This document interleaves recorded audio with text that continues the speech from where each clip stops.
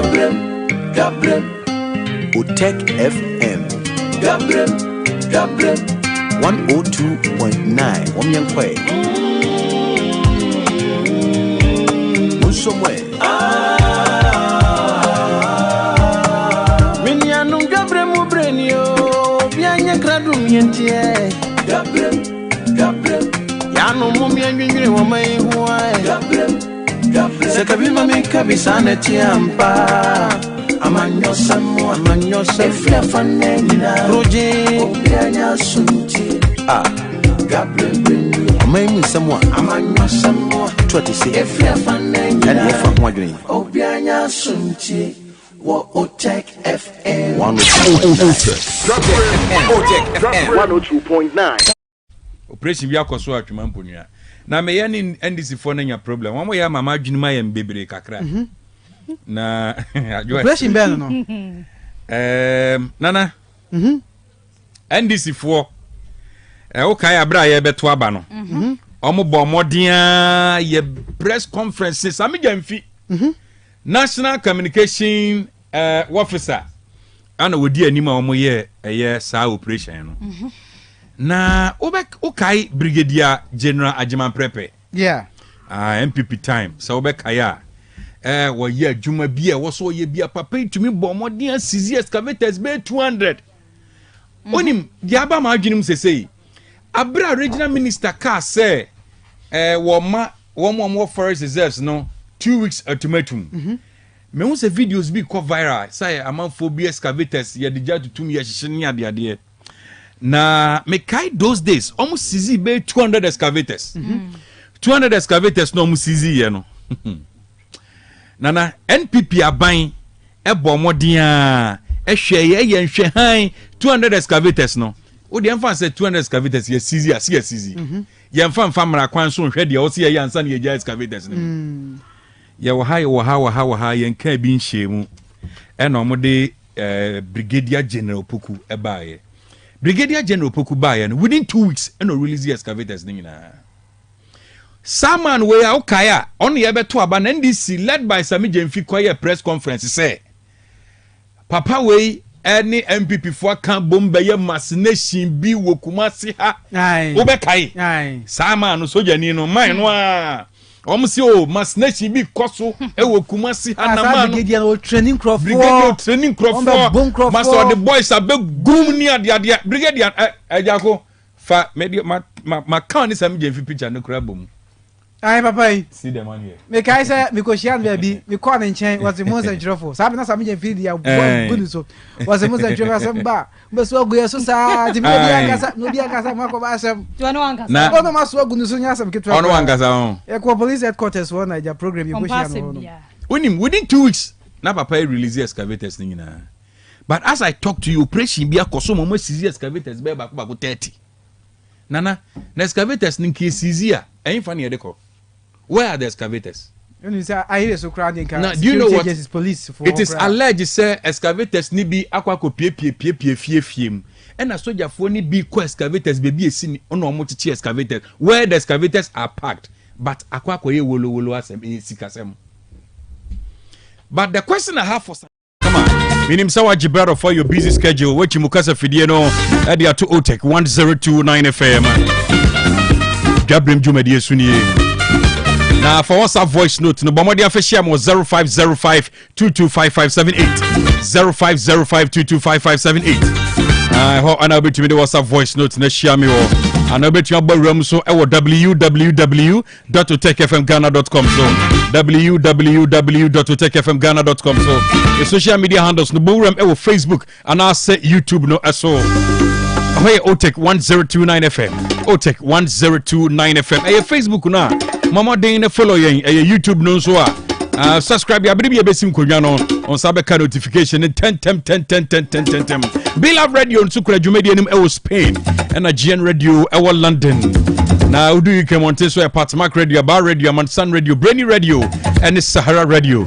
Case Radio ni wonum television so Paris France Abruchimemu, Dachima Radio e Denmark, Rakus FM and so e Belgium, Sky FM Columbus Ohio US Abruchimemu. Onuma Dwabrem. Baby akase fidie kodu nyina nso no. Information centers ahodo twa ye ho ahia nyina. onum ekura dwumadi nim life technicians over my chidom sound so ana MCR for so eye on my famu die social media for so kura dwumadi nim back to back omukram din and I join once again meeting the cash I'm a kwaba dwaton dia hu dawurum da me ba na ya son sem nimu afiri ho me ba sisia OTEC 102.9 FM, the pride of Ashanti.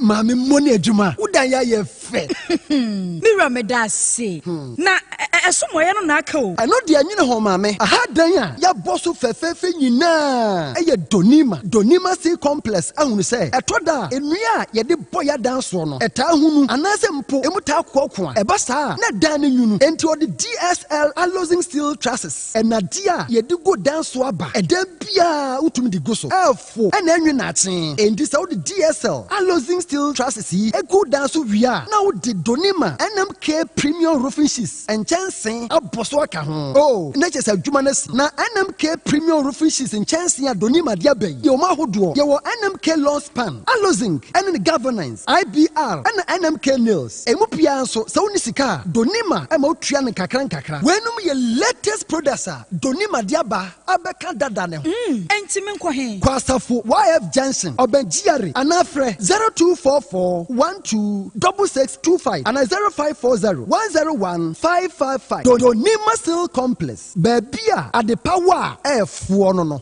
Apomodin mapade eno ane hepa plus mixture apomodin mapade eno ane hepa plus mixture Hunia, Pavi, and the Black Smokes Mr. No, Malaria Dronana. Annie, say, and I'm sorry, who be the same wife, you know, you're tested positive. I am no.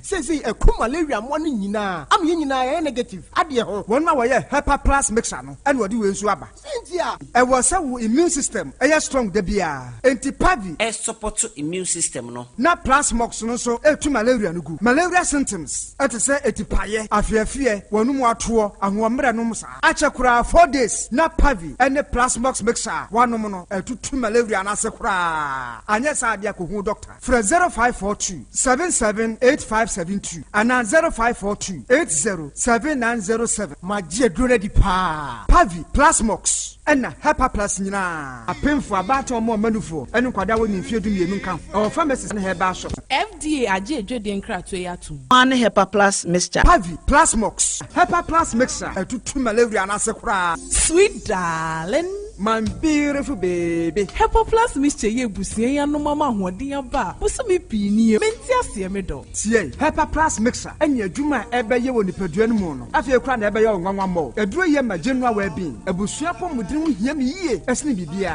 Enti me manom pafie ha. She wo ye Hepa Plus husband. Ye de wa Hepa Plus husband and ye won so wo ye Hepa Plus wife na abo no. Hepa Plus mixer ma je duro di pa. Pavi Plasmox and Hepa Plus nyina apemfo abato mo manufo enu kwada wo ni fie du mienu nka ho. Our pharmacies na herba shop etufo mfre 0542 778 572 and 0549 297-463. Hepa Plus mixer and mapobudra mapa. FDA Jodin Kratwayatu. Upgrades are nice, but stepping up is woohoo! Because when you upgrade with GoTV, we'll step you up to the next package. Upgrade today to get more than more with Step Up, where if you're on GoTV Plus and upgrade to GoTV Max, you'll get even more with GoTV Super. Get big value, get big entertainment, get stepped up to even more with GoTV. Upgrade today on the My GoTV app or visit GoTVAfrica.com. Terms and conditions apply. Offer ends 31 March 2025. OTEC 102.9 FM, the pride of Ashanti. Dwabrem. On OTEC 102.9 Yakwaya Yasamba. Mami Ajwa. Kwahe. Nampum to say. Krista Dombako. Yeah, do board yase. Na Kodo. Cash. Prof, Sabo Cordia. Oh, Nyankrupa Dama. How's your weekend? Was weekending. Obandi emi bizan because na ye. Oh, the dear. I mean, who never be obey minti na ye. We are here. Nana, they are say we are here, but we are there. You are not there where be. Yeah, monitor. Yeah, monitor from afar. Oh, yeah, they also can. And yeah, they also can cry. Okay, sorry, no nine.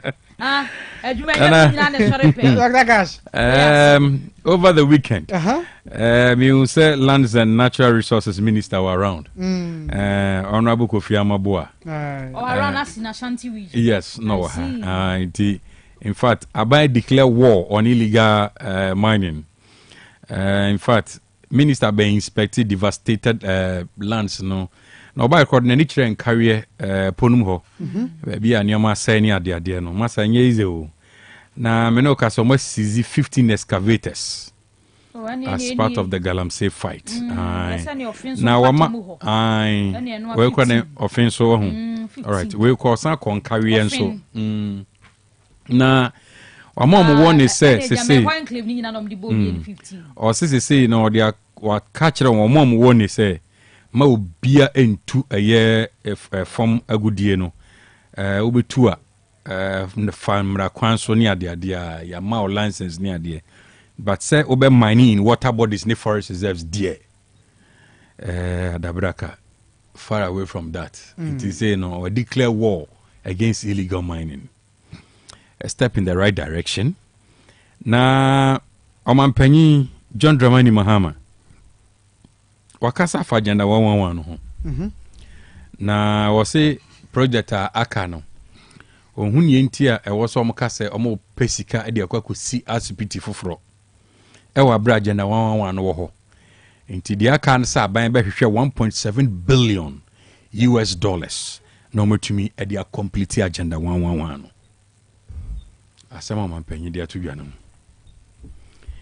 to so agenda 111 ni mu a e beboa because ya twen ache ebesan de adwuma so abamrante no enya bia ye amaska ba manfo botom ti ebeboa pa. All right yensom ebusia fo nsam ne doso je twegu aba fo tintamfidie so ana ye de esomoy na ya kan se okotecfmghana.com wa ense okutire ni na de ego no benya bia kenkan kasipa ba kwa na o chewie ye beto dwanam so o jese popo biribrichi NPP amanyoku ni wana esum ya aban ya twam konyum eye kane boche edi ema Public Procurement Authority ewra Christopher Amiyewe Konfi professor no o jese NI before wonum dua no sedo boa no no kwahye o matran no mo tutu no ano na eno na ne lawyer ora Ken Kranchi dia betudwa say okoye nkomodie ni ade ekoso nyina obetumi aka sisu dia say ora Christopher Amiyewe Konfi onye bone bia oye innocent se tete abaya eti omunya no eno obo ho amane ewa ha ka cha do ye na abaya na we ya na abaya de onye innocent o tete abaya de no me enti no me innocent na yakwa enim no oso afọ no hwa ahone ne ho nsem so owura John Abdullahi Jinapo enso aba amane se Ghana fo munya abotre wasi dum so no mo ye adwuma pa se onum beso ano omu a oso bomba Ghana eye mframaja ibie wonu mu ye adwuma ewo bi omu sa enam nkania hodo nyina onum di nkita na kwan bia so no anim ya dum so die yo etu obetwa misrim fo mu nei mu obiem owura John Abdullahi Jinapo asebode atudwara no na yɛtoa so ɛwɔ ha deɛ donkum ɛwɔ Ghana mmarahyɛ wogya fie na ɛkasa yi nea wɔn ka nyina da ɛne sɛ na wɔtwetwa mu cabinet meeting ɛkɔ so no na wei no ɛyɛ agenda pa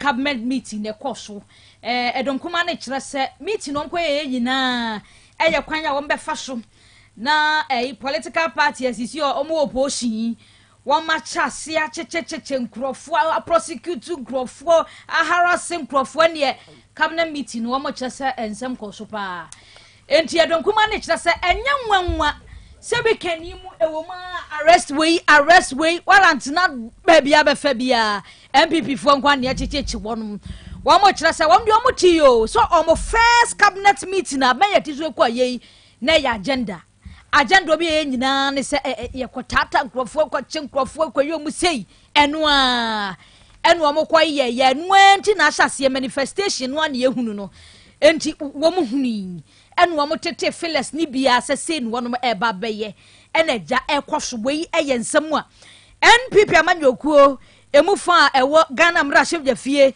wamo ede aba betu dwanti professor de ye ba ye wamo chese ni nyina ko mo cabinet meeting ekwoso result no na ahyase a manifest na eno eye minority allegations ahodo bi a wamo ede aba betu edwa na Ashanti region udi tudwase ora amakofi bu a obepie mu e wasante mantem ha ofin shelter belt forest reserve na da wamo kire se enkofu atia gumu pa sante mantem gala wamo die no nyasem ketua enti minister baaye no excavators no be 15 die ya CZ ni nyina na woyi we ni free hɔ no ma wabɔntro wɔ miaye bi asisi aye kakra no China fo nson afi Ghana fo nwɔtwe wɔn nso ankobra nsuo yi wɔn asɛ no na si kɔme hɔ ankobra no ya sɛ bibia hu kanenka wuso a wokɔ buru nsuo ne sa no ni nyina yɛkɔ wɔn asa ankobra ni nyina nti minister kye wɔn China fo 7 Ghana fo 8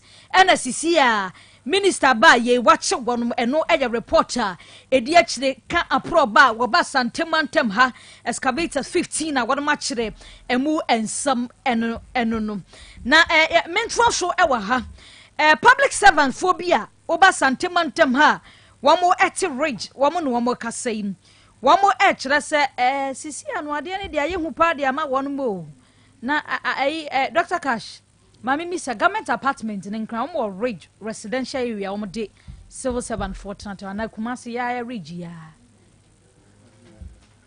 enkran ridge asem no mo ken na wo mo kire se sisi ha no omo te wa na obi di krata abebobɔ ho omo ye krata ye fira mampanyi na tena ye tu omo quarters no wo ridge in chen after the ridge hospital nti na fira ho na ridge wo no mo kire se notice bia ba bebobɔ mo flat no ho a ya kire se occupant o nyina we 10 days muntu omo ye abandwumafu sa ai omo tuni afama hwan omo kire se nkanta no we notice no every man panyina tena ye authorize wo mo se fiti sabre ya ko si 3rd March wo mo mpese wo mo sa flat ni nyina no wo mo ebe ho biem no mo kire se public servant mo ho no mo keka bed we wotwe ena omo sa flat ni masisi a notice ya de bebobɔ ho no direct saafo nyina se vacate the building wo mo chasa ye mamo extension bia o enti notice no muni so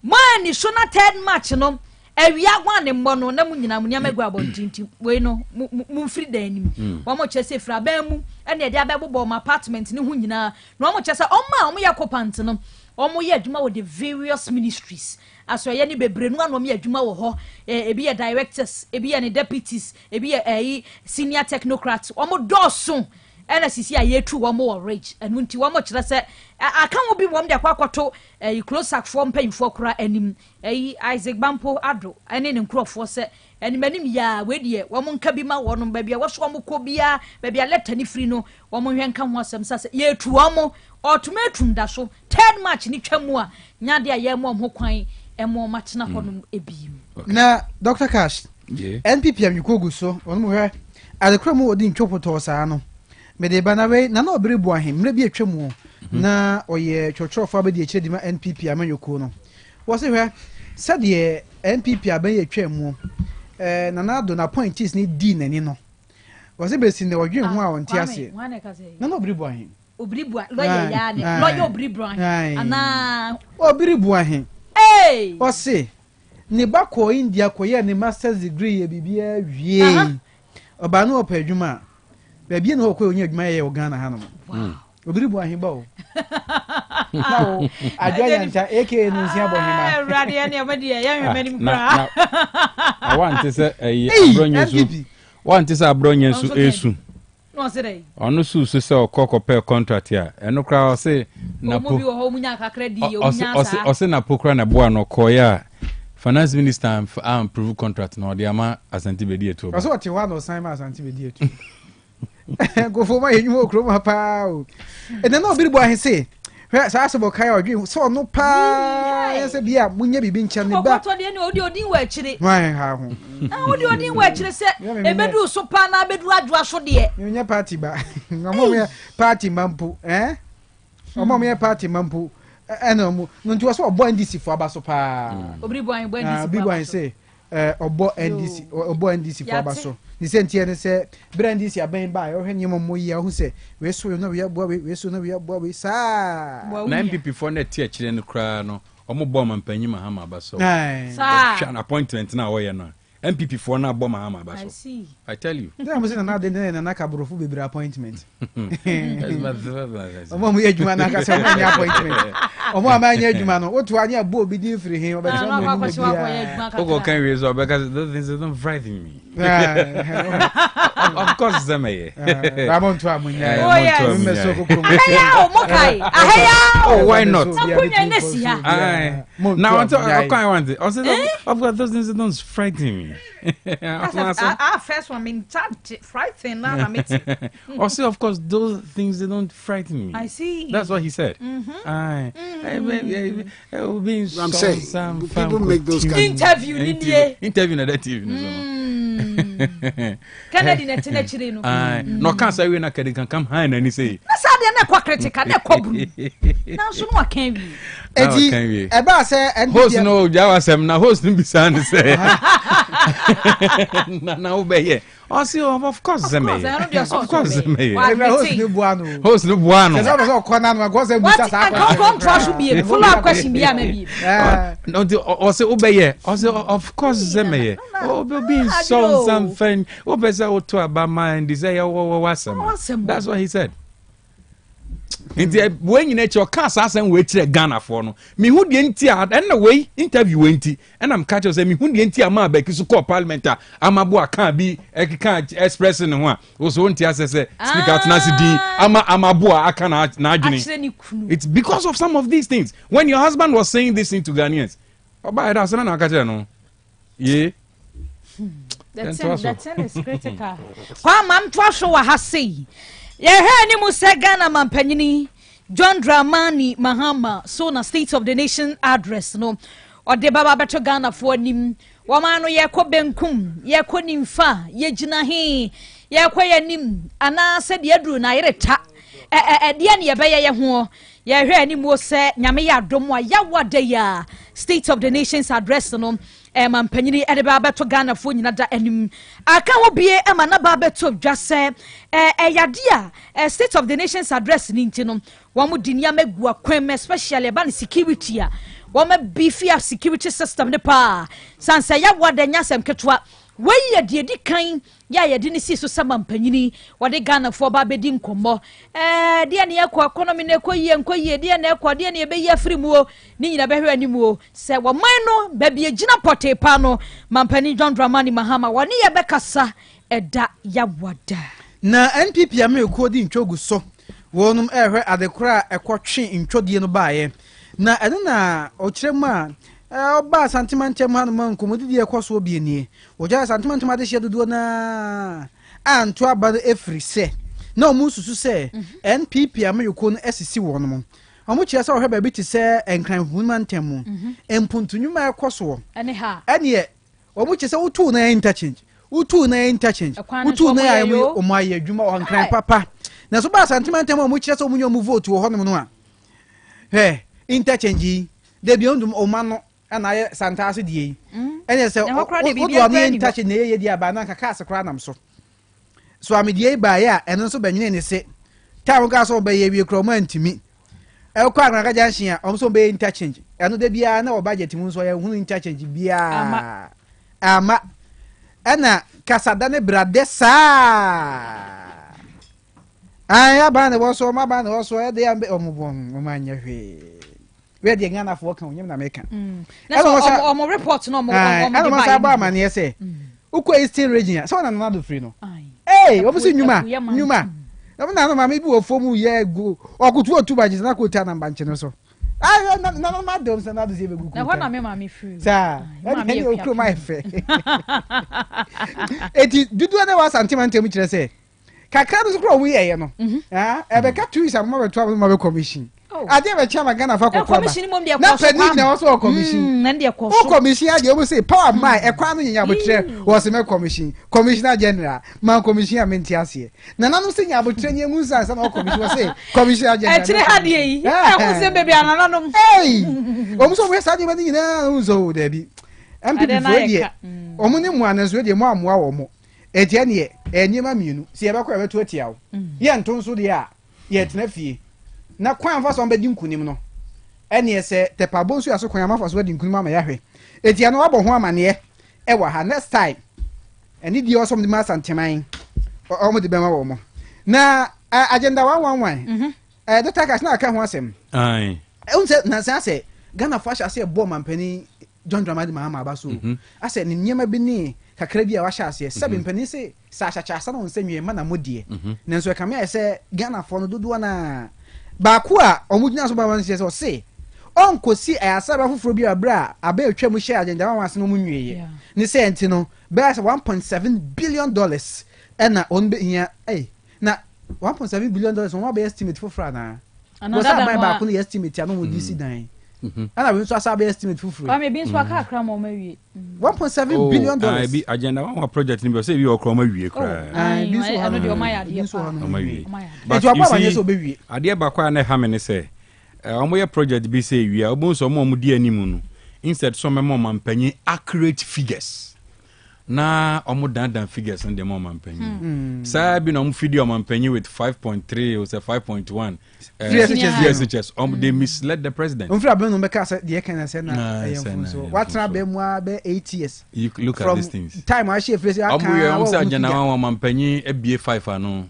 but ada mampanyi ka state of the nation address card your kind of 5 na de omo bie bi me hu so ma bie bi ana sir I'm so bie bi kan crofo ko ja sa wa na I'm commission bi I'm question wa hin I'm commission bi kra na say wa hin va ma de nzo ma commission na agenda wa I'm commission wa hin I'm commission bi kra na hin fa ana commission ye ope one reporter me ayasa bia ho do me ko ho no mo a it's me na ofuru krom dia no I'm commission when you sure so ma commission because na say before me commission no o se mfidie ni ade nyina agum so ati ase sometimes kra no bu ho no mo a machines ni ade be adwuma nyina mo test wie ansana commission ni ade akoso na o commissioner se ni pantimi nkom ye adwuma na o commission anas one commission oh okay ejo mo commission wo he mo yehunu yesra o ma na your friend say minister of state nominee public sector reforms public sector na be bo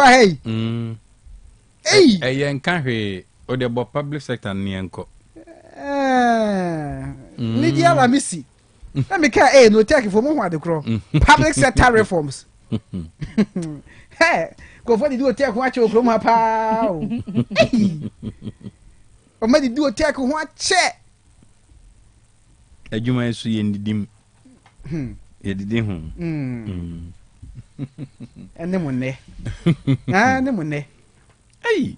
public sector reform ene mo ne yankoi na minister Lydia Lamisi no oba amane ese 2017 na dina ka ba ko mfama ende ya beba echiefo nim dada akandan omo nim dada echiefo nim dada de ka Lydia Lamisi na omo hunu sa bebre nim no sa bebre nim no nti bodin ni ye na o wode a bofu nim Lydia Lamisi akan variba sasa Lamisi akan variba 2017 edin yam do odin ede akan variba me one person me pe local name papa din bia akan variba was it 2017 no ebra ono wa adwuma mo ye adwuma no MPP fo ba no be yi na die ade ya aban ne kɔ no fa no to a victim of sa ni ekoso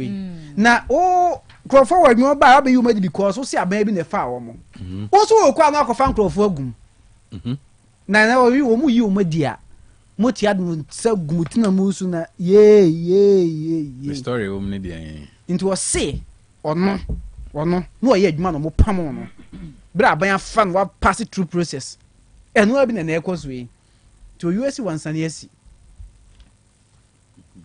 All right. Madam say, boy, I know Juada. But public sector reforms. Hey, grow for brother Yanko. No, I'm from grow I'm from your public sector reforms. Say I can vary back. Mami coveting, you know. Me who say minority leader.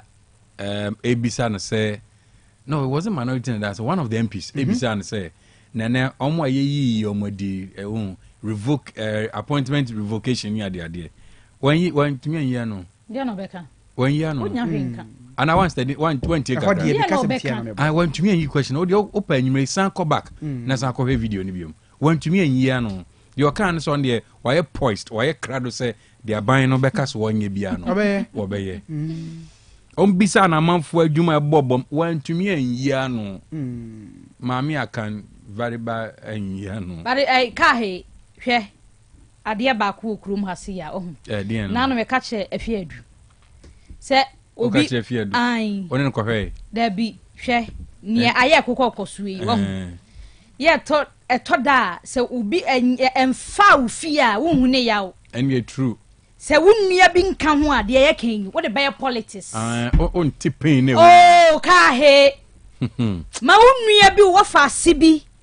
Young posting near some money refie. What one I do see come and I call rent you. Or Befia, Betiasi. Naka, Rade, Kahe. Diaries no quafford true. Yako swinging and quafford. Oh, I have said here, sir, NDC. Abra, Omo J, a DC for Nidinoa, Omo co interviewer, Omo ye shortlisting, and Omo Lusu bear 5%. Some, I don't know, Janam kind. Oh, yes. Omo Lusu 5% dada. And son, I was some be yin crophobia di. Oh, dear, why do you say, oh, the crater no na than the year, Juma? Now, buying dada no was so or no so far, or mono, only on him say a funny Juma. Fine. You debate the issue, say, na abanda da na a budget into your fan for some no form, they were not part of that current budget. And also you're arguable. That here, but the pain say when you're Jumania catch yourself brefi. A year cran yaka say, okay, more money Jumano, a free that say, Mumra office say, Mumbe formalize it, and now Mumra na Mumbe. Meanwhile,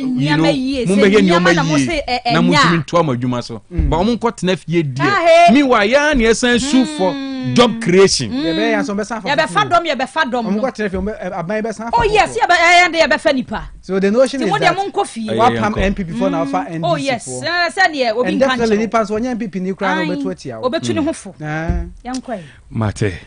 Madam say on OTEC 102.9 and I joined the Dwabrem Jumadi Sunye, the afternoon political show.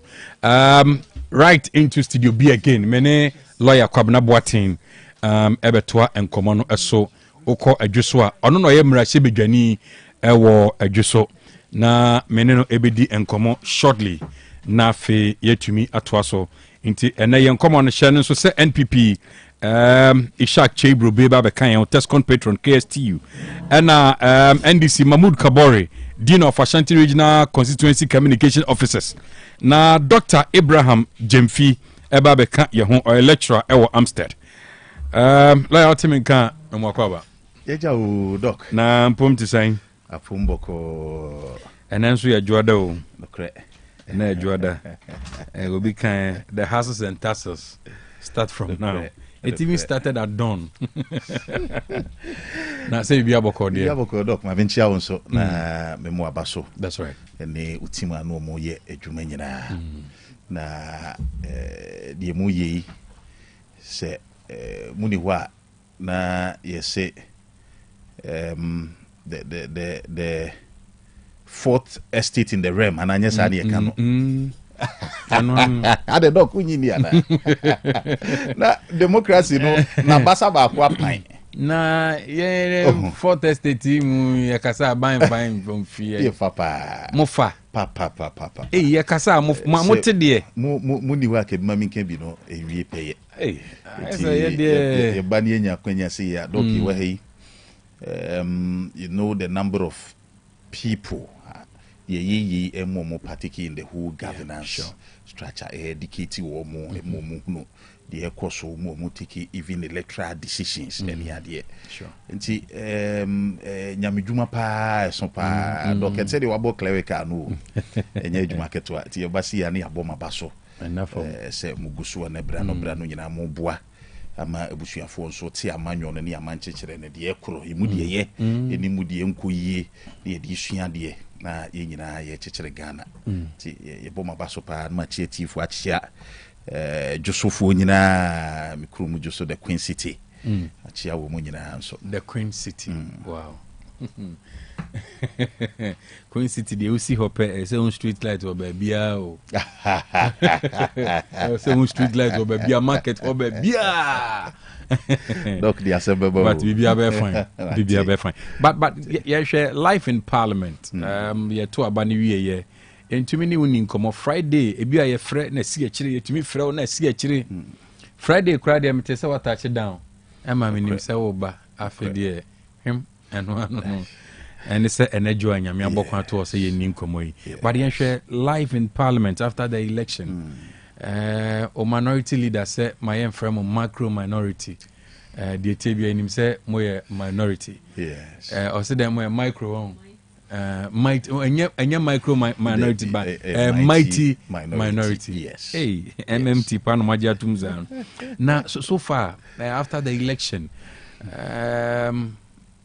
minority na moko na nyesa akwa minority ehwan pa akwa se mu abasa mienu na nkwanhia yi ba akwa firi na ka ba ako sabio mrashe bedwafi amote life in parliament is it saying much famable so we hwe no in terms of numbers dey ani obeka na said ye wo kanu ye yeswate pa eno de yenim and enyadia we means words about it cry yes what it na enyadia hwehwe ni nanso asedanka nyame se adwuma a ewo se dom kuma bia ye wo kabi ma menka bi mu no nyankopon de adom ye se de abato no si koye no ne yesuhwan ye na enkugu eba ma NPP no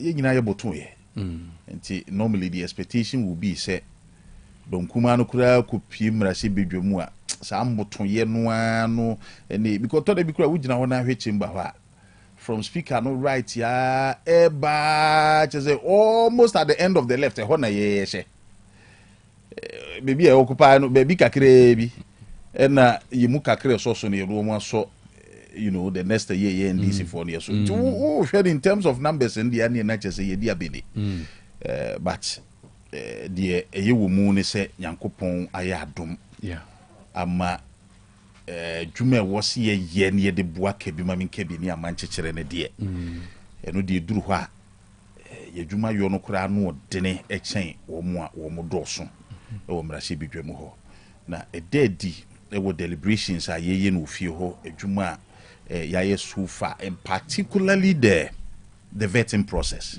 said yakoso this week you hear Mose Mampenidi State of the Nation's address na beba and it will be followed up by the budget do only debate in fact will be who say mu ina mo ide mo twen budget yes say mo de no an yegu so a yes the boy man ho bra no yes the vote on account no that's right yeah no for adwuma no Ghana for the ahye yensa ne de ye ni abrea ye hu adwuma so hwe vetting no the we si ko ye ene nsemu a ye busa even first timers a ye ko mu yi wo hwe you know ye contribution ene ade a hu se ye sua mpenimfo no ye de aso ato form ye sua de ye hwe de ye koso ye kekesi eni enti ni nyina nso eye magana fo no se unya you know an executive government was our overwhelming majority in parliament no enya minority o mani edi a o man no in fact ebebo ade ba ko wo si hu no democracy no musa mani adin de do moye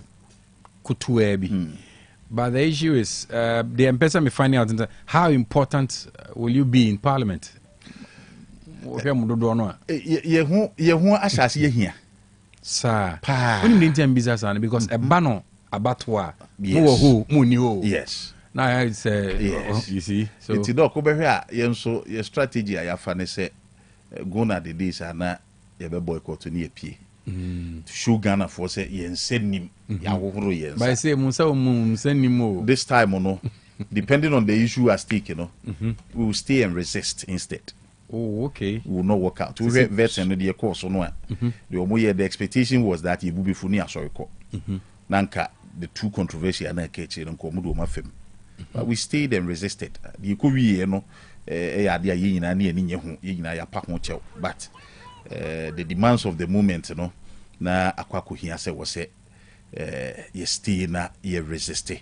Nti doc wo hwe adwuma ya sha ase ye no dear na kire se ebeboa na ya na meta aka ne se ye nyina no ye botaye ene amanchekire eni minority no ye tirim se yakoto aba na ya ma ben muntikwan bi e wose ye faso ma majority na adwuma no ye ne den no ene ye ba be faso da bi eno de di kan ya ye komrase bedwamu ne ye ka kire NDC for say look mo wini aba no achinye biye ni hu in any case ye wini pen ye lusu pen mo so mo wini pen mo lusu pen de ye kire ne say enyina faako and what it tells ne say na ye mu dai o kina bi so eye ye da ebiwa ye besa aba ba mu so it doesn't make sense ye be ye si ye twitwa mo lentini ye ma adwuma no amo ye no ntumi nye ma ne mo Ghana for there be enuti na doko behwe even mwa ye de aboa wo mu a even in this whole vetting it me wevu a whole notice period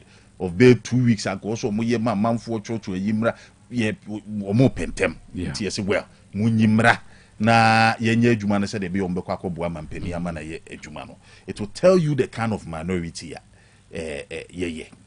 our goal no is to deal with the government in good faith but adia yenye hwe ha wo ene se you know aban no de di kan niema bi beba ye hwe a emwa the public interest and de ye nka ya no ntum ana se be kwa akoye se mo ye dom kuma muswa enti no ye nsatia wo ho so ni ye wuro ka we di ba be fia betiri eno no de se de si ye vetting abo anajo 10:30 afi no wa line up nipa mi no so odo mo ba asif sa de chen ya temuda ade nchen ye ma adwuma bio na some one kasa so mo mistake e wa bra mo hyemra se mo hyemra se afanya to me the position no e man kwan man to me bisa questions unlimited. Yes. So if Afenyo alone should spend 3 hours. And you boni 3 hours. What is it? There's a precedent. You would you ensure the legality of it. Yes. You would ensure. Okay. Now 3 hours and also what went into it. A idea here Ghana Nibia.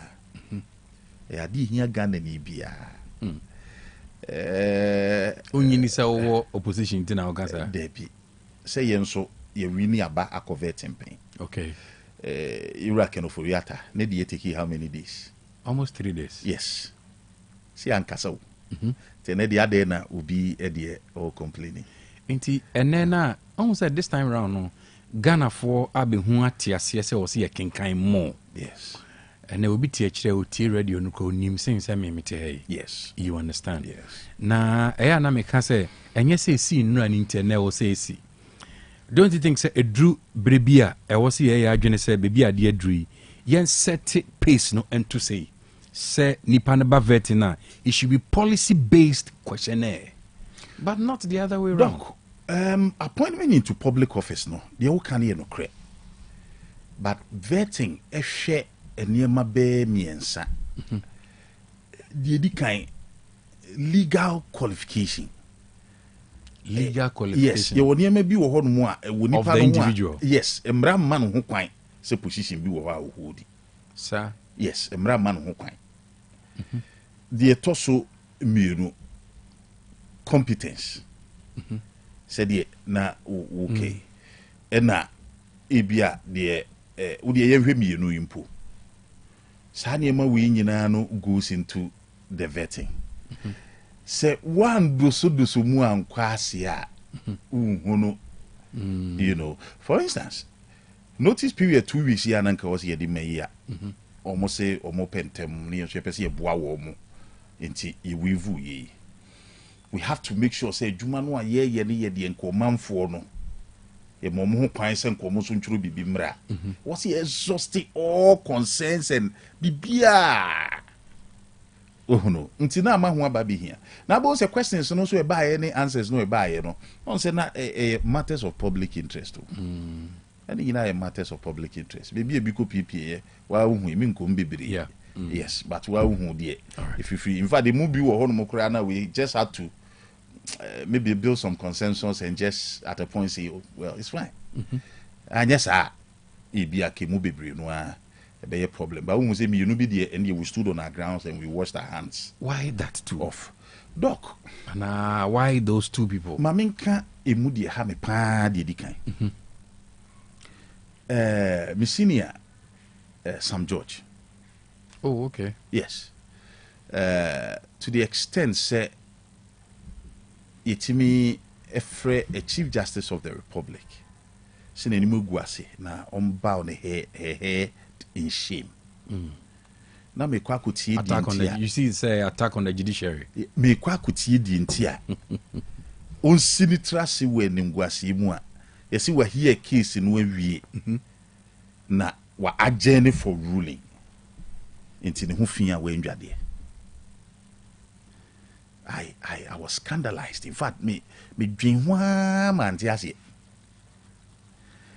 If it was for the politics of it, covert and one cabinet may put a certain demeanor be where everybody will understand say, well, you know, politics as usual. Yeah. And no cry between other party, but you know, who demeanor no correct me will be as at least.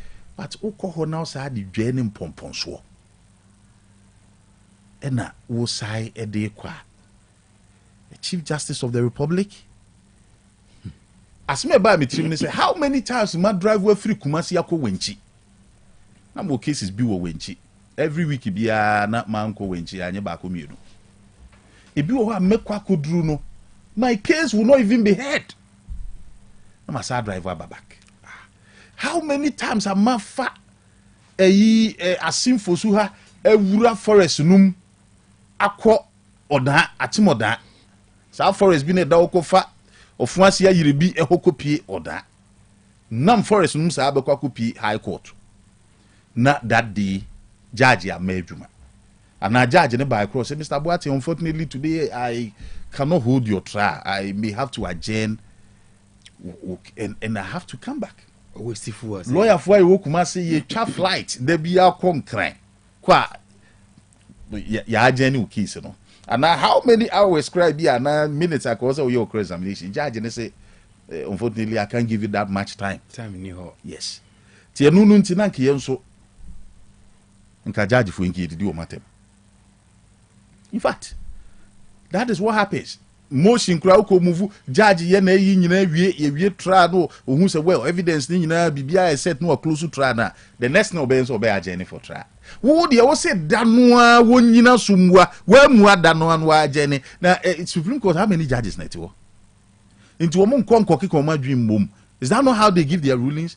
Enunti ni akwa be fonten so ni akwa kodidi maami atem no waba na nya akwanya bisi kura no ka wo so ne nan oh maami no mfa nche me na bi kura said ye kan ye popo bribri political and youthful exuberance say nank ye twa wura gusu eno ana ne yawe o okay and in fact I think say minority here ko ni we thought say well enuhu bi you know in a way be the back the way of vetting no ko no me dem hu answer there afenyo epe efri Sam George o an say obe admit no waka sorry absolutely eno ana na Sam because afenyo Markins epe me tia amika say me so minim the next minute e be a mistake ya me so me ba be yo yes kwa su na bo hina adwuma yi ya fa to ye ho so ayeyi amanyu adwuma yi eyeye nia ne be cancel bia emfra to de bia you know wo kasa no in the heat of the moment kweti ano ba utumi ka bibia be wi no ahunu say da bi say man kan ye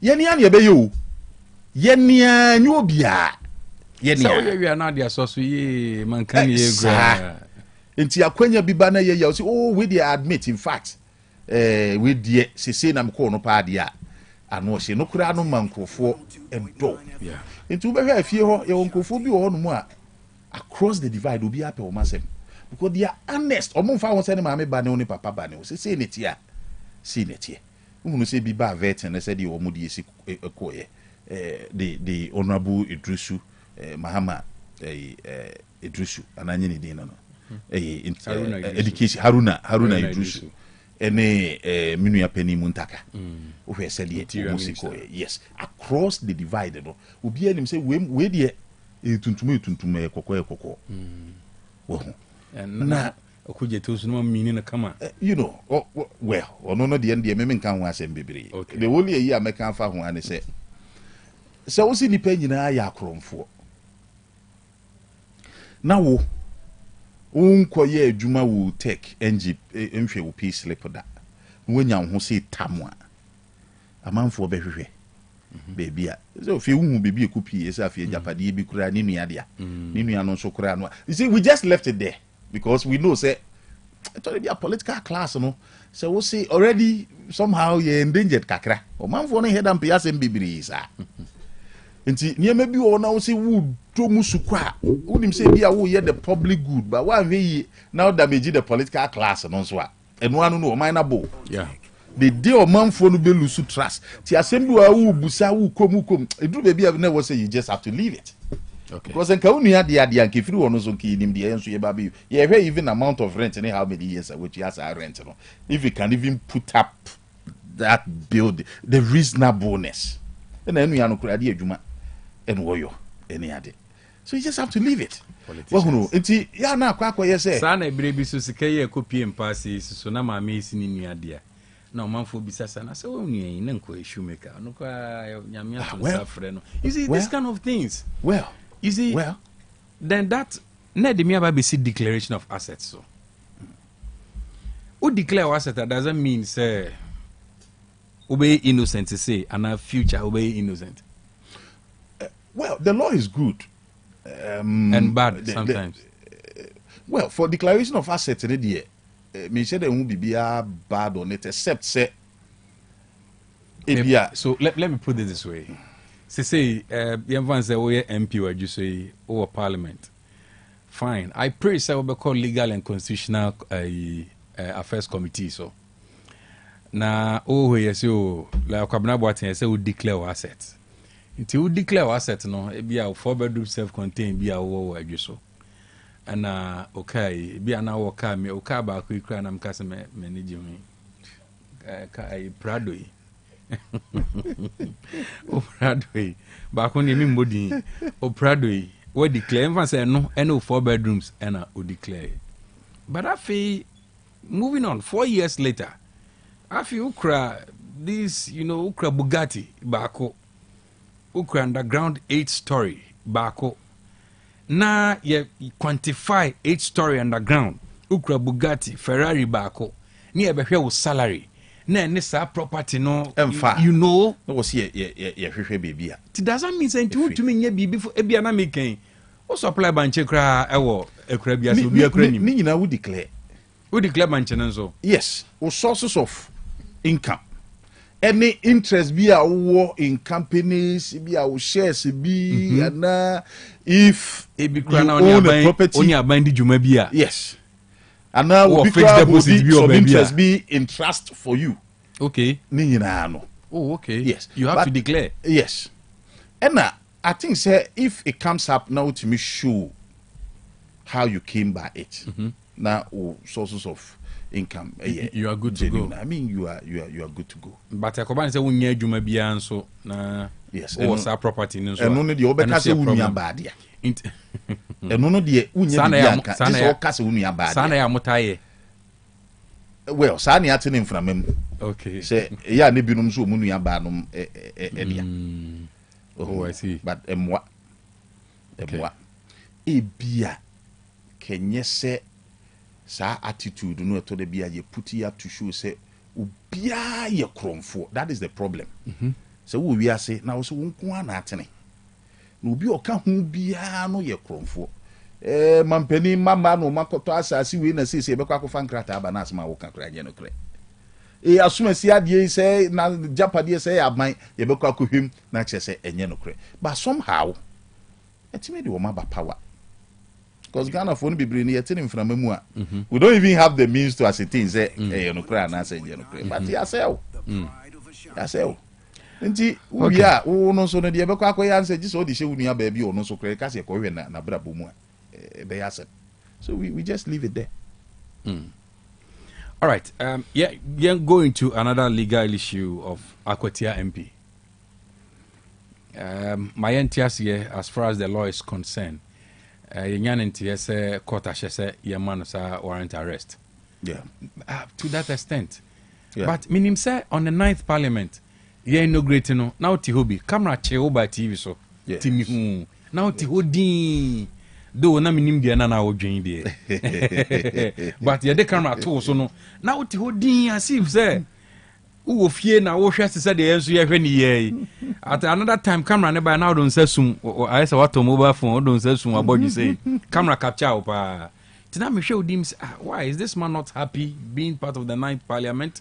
And na say musa no na ama ora ho. Though na minim dia koso wadwim.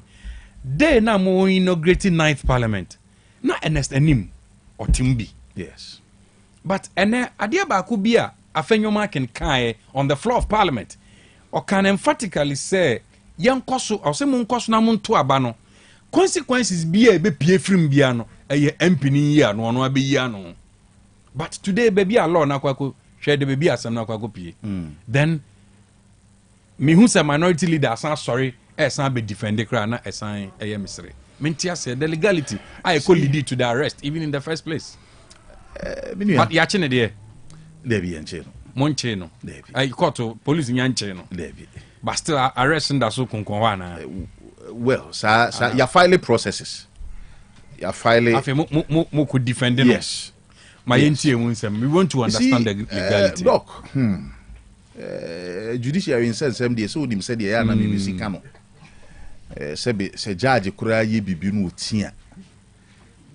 Me nko ka say on bow on the head or his head or her head in shame. Because one we are say contemporary judge bi no anya no, but that institution no se nanim guasia or mine so abo. What we have said is we disagree with the position taken by the judge. What we know is after the elections, there was a petition filed. A petition filed? Yes, by the High Court. At the High Court by the party? Against the honorable member. Ernest Enim? Yes. Okay. Yes. There were technical problems with that writ. In fact, legally, it was problematic. What I understand is that petition was filed even before the results were gazetted. And your electoral laws no won't mean file a suit against a result, especially in the parliamentary. A result young and gazetted. So you wait for it to be gazetted. Then you can file a suit consequent on. Oh, really? And the whole purpose is to get rid of where people will, how do I put it? People may file suits on results and official results coming from the EC. You see, we see figure, we see to be able to file it. So we wait for. Does that mean mandates? Yeah, inaugurating 9th Parliament. MPs are not doing a gazette no. Yes. Were you a gazetted? Yes, I mean as far on the inauguration of the 9th Parliament. No. What I'm saying is that and you can't file a suit. I just say, and yet the inauguration in Parliament is suit. As for the inauguration in Parliament, I don't know. I don't have the record, so I can't say it been more no more enyanya. But also idea. Abra inaugurating 9th Parliament gazette. I hope so. I hope so. And no easy juma. Okay. Yes. Easy juma until once there's no contention, there will be no basis to doubt. Okay. Yes. So council continue. You are Ubia file a petition against the honorable member. Honorable member a file an application to set aside the suit. We file a petition on the injunction to restrain him from putting himself out there as a duly elected member of Parliament. Now he comes and files a motion to set aside both the writ and the injunction which has been filed consequent on the writ. Enono edaho. Now, it's not as if say court no kura ahie sa application na kase mu put no out there as it's an application which has been filed. Or no so filing a process to remove the entire suit and injunction now with the restraining from going to parliament. You know. He goes to parliament, gets himself sworn in, then you file for. But the entire may make it that he said now say before the inauguration, Obekaya clerk sorry or chair house no before the speaker was also sworn in. Yes. Abrana clerk no sorry I work no or make it to that reference to a year or notice of a suit good. And an application for injunction. Not the grant of the injunction, but he has received an application. It's not as if he had been granted. He has been restrained at that time. No, or notify will be as a yes. Yes. Right. Okay. Into your seven. Well, going forward, the person goes ahead and gets himself duly sworn in. Okay. On the night. And on the day, contempt application buy. Contempt in the buy, no. Honorable member no lawyers are filing process. And I'm told said there was even an application for certiorari to quash orders be an judge no Abiki, which was also pending at the higher court to quash a decision made by a lower court. Oh, okay. And normally what will happen is because the certiorari application no it be effect wo bibia e wo ase ho nti no ye twen ma ye hear that case no at the court at the top. So the court cannot ordinarily disregard processes which has been filed upstairs. Yeah. Seeking to quash what he has done and even prohibition to stop him from continuing the matter based on certain facts are not alleged. So normally the practice has been that you keep the status quo, you let the apex court determine the legality of what you have done.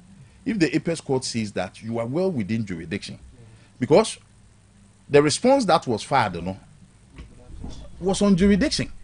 So once the writ was filed before the date of gazette, the court did not even have jurisdiction to entertain the matter.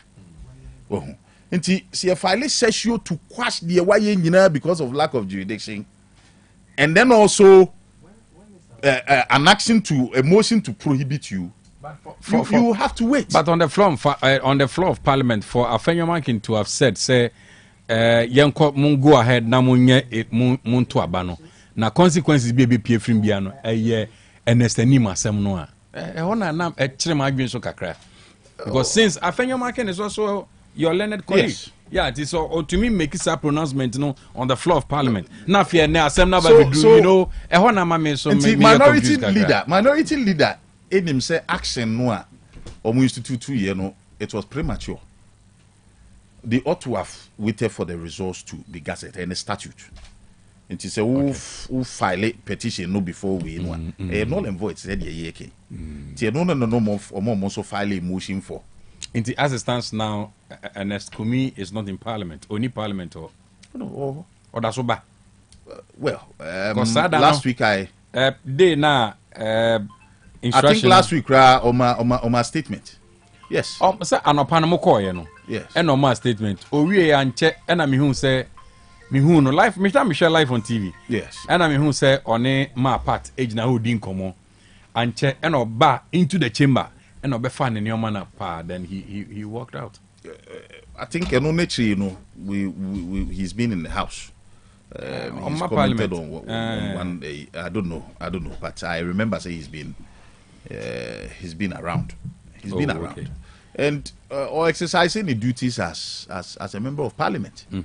There are processes at the apex court to be heard on prohibition based on certain conduct of the judge. Okay. And then also there's a certiorari to quash you know, whatever has gone on downstairs.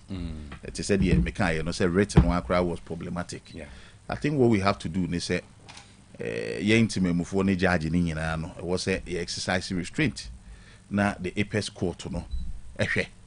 Na the omobekano, I think say young court will be you know, in fact, what I'm told, they say.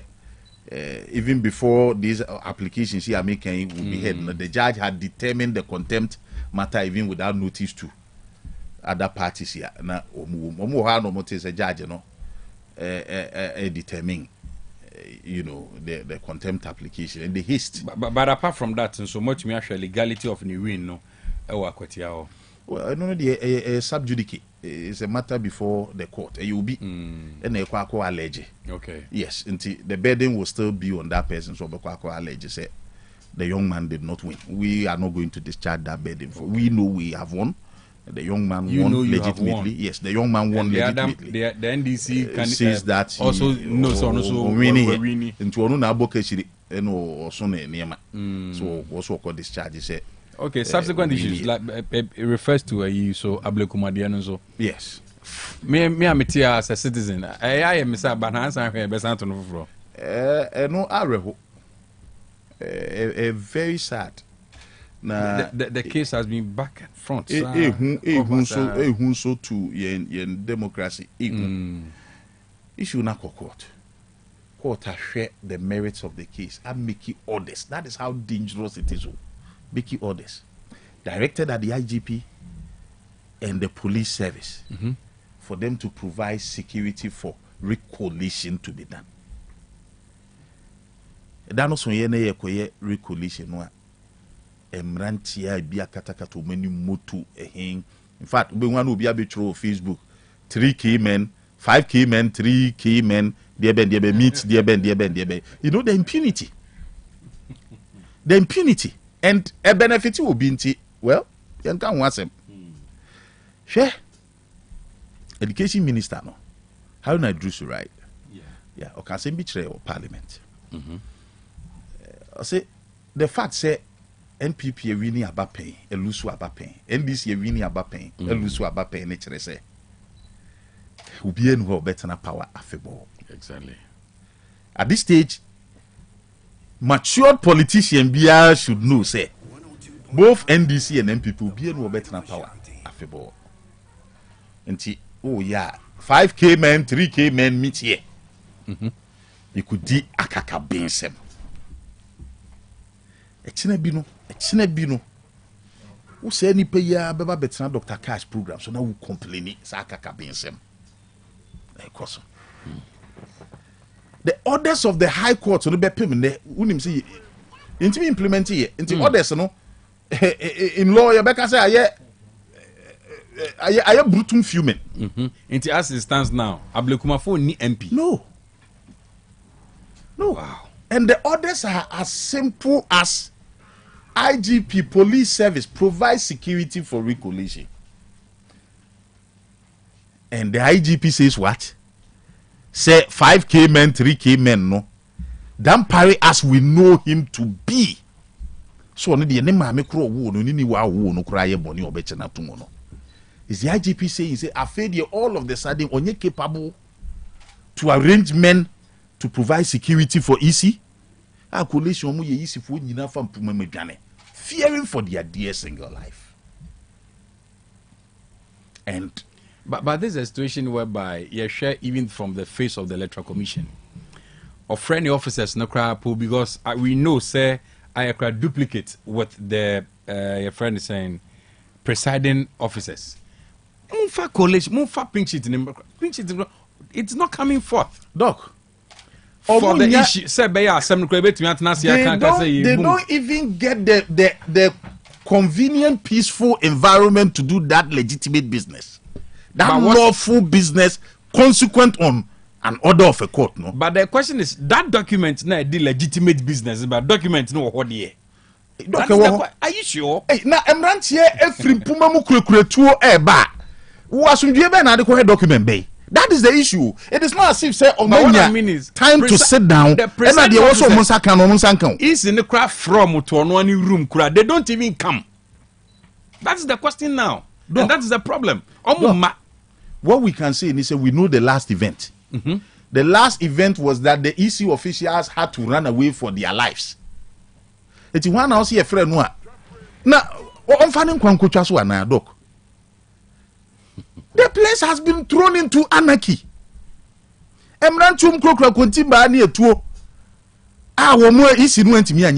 think it was all over. The news was all over. We saw it on TV. Anyway, the EC's office was invaded, and up till now, the orders of the court, ain't even carrying it out. All right. Okay. I can't be last one, but currently, do you know what we will do?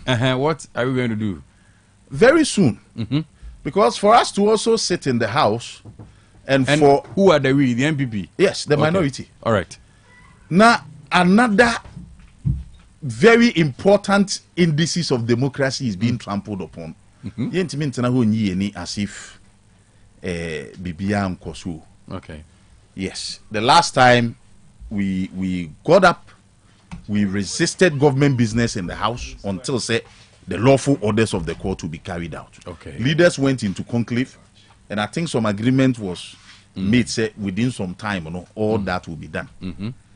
I think say there's a renege on that arrangement that was made. Very soon we will not entertain government business in that house. Wow. Until the lawful orders. That is also democracy. It is not as if say. It is not as if say. Maybe if you wanna yetemo. See, doc. Ya de ketewa bi si ebeka se ya to aba. Issue no akọ court to say aban IGP no eventually reported to the president. Say president head of the yes. And just go and provide security. Then up till now, we don't even hear from the IGP. Just say, court no cry no. Na Chief Justice cry say, oh, in the near wound and the whole thing away in Jadie. Na debut, fa court no asem, and ye provide security no. Emma ye juman. Nancy, ya quite nephew. Near boo and near guswa to wire boy and pre as if it was very good. Also, Yashan Common me catch it. Say Yashan Common me do free baby nearby. And me bisa say one, ya to a baby life in Parliament. Obi teacher or Obeka say then be before you more Parliament to you muso more hot there. Nam fast ben pan a war muso Parliament. Oh, I can say me bisa was question. Obeka say muso mighty minority. Okay, MMT mighty minority for whether mo ho kwafra whether mo ho mo ni ho se ba no so mo to aba still the majority will have its way. Yes, they said they na mo so mo have mo way no. Yes, into whether you are there, whether you make the noise or not. Doc, can you bat one kwan here to no Parliament? Yeah, they say okay say mo be obstructing government business power no here. You see, we are supposed to partake. Constitutionally, lawfully, we have a duty in that house. And what we are saying is that if a simple order of a high court cannot be respected and implemented, as if nothing is happening. The whole of 4 years, constituency be representation in Parliament because easy and conducted elections were and say Madam Equifri we win no so 4 years on my Parliament and in yes, that's what we have heard. In Parliament. Comparing baby electoral process na start here me to aba a declare results. Any baby for one reason or the other. Parliament of Ghana. For one reason or the other, the process did not even start. The lawful process was not even taken for the EC Nuclear to conduct the results there. You compare the two. You compare Central Fee. Yes. Central Kofi. Yes. Akpafulo Lobili. Yes. Sal. Yes. Ntino. strong-willed men being some strong hands. They say Ablikuma will not. You know that is also another thing to talk issue about, and the difficulties with anyway and non illegalities anyway. But baby, and no the embraquemu ye to above free few could you when you knew a year ya critia bibinti or went me am party maybe because of time or whatever it was. For the easy, I don't hold their brief until I make us anyway. I'm not holding the brief of the easy. Yes, but whatever it was, they had their own difficulties. But baby, a free few could you were to about to be. They are to na ye declare resource. They say recollection kekeno. And no IGP intimin provided police. A buy non so Mampenin so NT say court to say prosifoni here keke. Mampenin T say 5K men, 3K women on motorbikes ride to this place. Mampenin T. Well, what we will do, they say, if you only enkate for other aspects of democracy to be trampled upon with impunity. When the grace period is over, maybe any be just one the process for bechichi it is something in United we will not boycott the proceedings, but rather we will stay and resist. We will stay and resist lawfully. Lawfully said demonstration. You know, there's no law that prohibits members of parliament from embarking on demonstration. There's no law. Oh yeah. We will stay and lawfully protest. Kopim se mampenis wanti ya. Or better say court to see the hear your police. Then call your men to order. Say baby ayaba bedri. Yen suma mranti say monsisa moto na mukogu is office. All right, okay. My member this angle of the MPP party. Abra, proud to the 2024 election. Ghana ever call about to the tier from the NPP side. Ishakwaha or Tehebi. The American Otimi Ganyams one te wate. No man focus Dr. Elijah Mahmoud Baumia. Party Nanando Danko Kufa don semna wo do who's a committee on power so mo defeat in the abase they blame everything to Nanado's leadership. A man focus on Nanado de Baumia share your con ti ado koka na do koluma wa no lumu adwa mi ade say Oluma is out of the picture. Baumia is out of the picture currently as we speak. Yeah, pentem M there, but ahead of 2028 election, Sekobane say Nanado is no more in the picture, so a former or some pushy candidate to be the mamo. Na ne doba no odi kan de ne ba and some pushing on the bar. Ne doba no so pushy obi the bar. Nanado so pushy, although he's out of the party, he's out of government now. But or a party penny pa because we're a former president. Na ne doba ne ba no ne pushi ba omi abaye. Edu baby am for so o man penny. Boba omi bongalat pa. I was wicked. Ni na aka na me elusu ye. And a report ne site say Kufuado bad leadership. And I'm to me elusu aba. Fine, no problem. Inti aba sa mu in parliament. Former president ne bid. Mu betie no. Ana mu betie party executives the ombeka. Bid asking so what you or the candidate be back. The candidate na the doba ba kuno so back. Candidate there I don't think say NPP say the CTA will be the head up court table candidate be yeah na our party nim. Me tie say bibi o me sama metime table the wako. President at the end of the day the decision will be made by some people exercising their independent thought. It's not independent thought to a independent thought to a party. It is independent thought to a dear. A saying who say leaders of the party, parliamentarians will be shaped to one side ahead of the 2024 elections. That will be a decision. Shaped there, I will not want to use. You will not want to use. Yes, I wouldn't want to use. At the end of the day, you allow me to. At the end of the day. Yeah, Omo Awoken, will be a Kurada Kanum to exercise a franchise if they were entitled to vote. It was there, carefully thought out. MPP flag bearer, Nini Aberman at Tiwachino. Yes. Look at that clear, divine whip. Bakuni. See, I'm here. Anyway, they say come with the name coming come. Ono de nkomo ono ankasa ne nkomo wo ho twen. I see. Ne nkomo wo twen.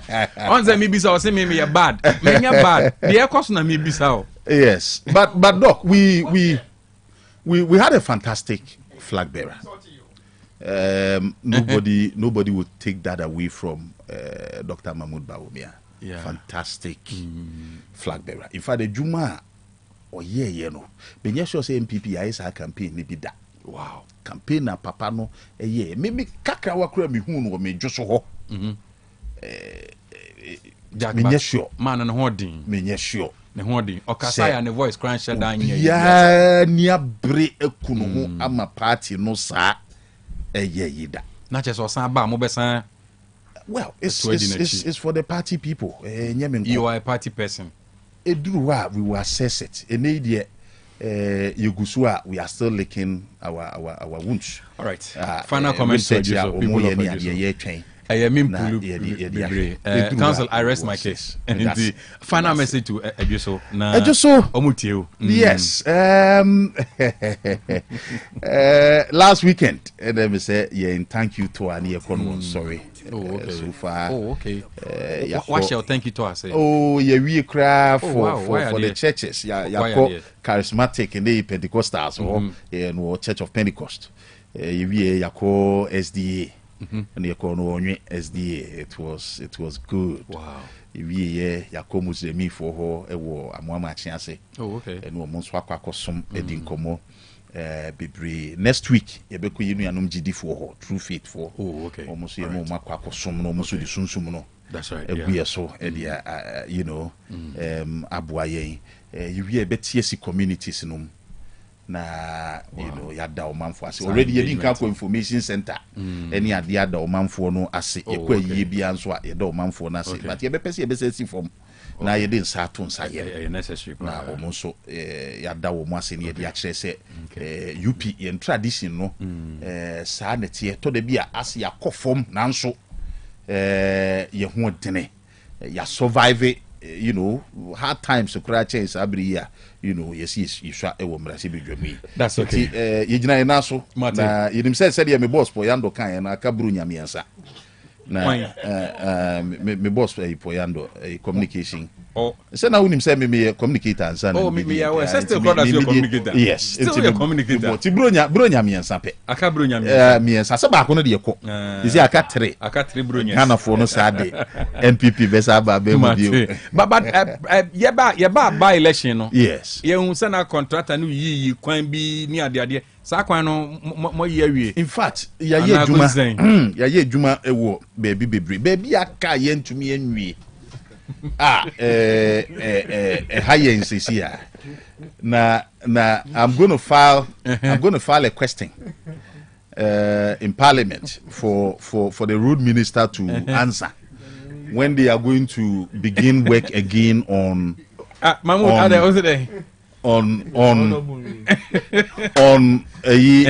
Joso Sectec. All the way to Odahu or Nwe Kwasu Ko Lakeside and then also on Amwama Chiase a free Kokobra fa Amwama Chiase ko ne akukwa mo enso kwan no ene besiase jamase kwan ene asaman kwan bebi ayaye aduro no aban fofora ba da omonso ombeto aso free ho. But what was the face of the contract na Anane so sourcing, Anane it was a lawfully awarded contract. It was a lawfully awarded. Yes, one thing Ghanaians would like to know, and on some tears and say lawfully awarded contractor. Adentina ye beto ban kikiri say lawfully awarded the year to abay whatever it is. I was say Juma Koso, but as I talk to you now, Shim. Look, I was a buying my contractor Niska. Contractor oye adwuma na ni sika san asa omunyina so bosia no mo de ye bind the contractor ne ka yes I can say ntiminua abai na aban no amma contractor no sika na bebi MPP yitumi yikoduru ye no ye ne se ye mo adapa se kwan no ya anye bikura ya ye kwan pa dok unim Ghana fu unim se kwan de obie no obitimi e de ye boni aye nanso Ghana kwan dɔɔso obi firi aban mu no na ɔsi wayɛ Ghana kwan nyinaa nso yɛ baa yɛ ɔmo tɛni around sɛ Ghana kwan nyinaa sɛ the same person o yes ansa na yɛbɛto aba no ɔmo sɛ yɛ Ghana kwan nyinaa 2016 yɛ baa yɛ fɛ Ghana kwan nyinaa sɛ timi nim sɛ overnight na sɛ yɛ dia but enei wa free MP no sɛ what is communication enei wobɛhwɛ kwan ya yɛtumi ayɛ enti ɛgye so ɔnwefoɔ mi sɛ mfuturo bɔ mo mo fa nkyɛ yɛ NPP yɛ duru baabi abanfo fraba yɛ no mu edi nkɔmɔ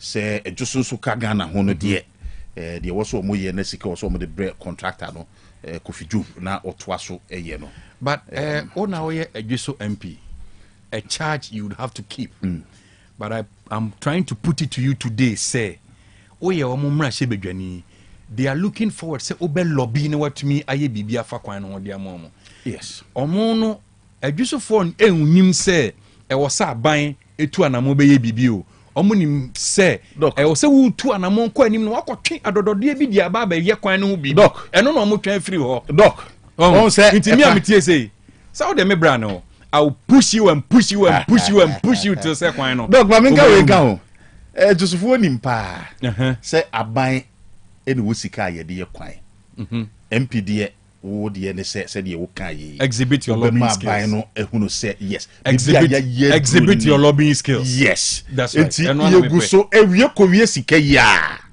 exhibit your lobbying skills exhibit your lobbying skills abai no fa sika ma contractor no na onto aso exhibit your lobbying skills mate doc ama for lobby o lobby bi fa oti wuram e obi na obi so head o exhibit your lobbying skills eno na mpela ya me da se pa all right okay abusia lawyer Kwabena Boateng adwuso mrahye bedwani na wote se mene no edin komo no ma bisa no abra omo inaugurating knife parliament o ye din sa ye nyina ya ntia se da but ene yetumi ene no edi enkomo enti mame na me homre sisia na yetumi 102.9 FM the pride of Ashanti.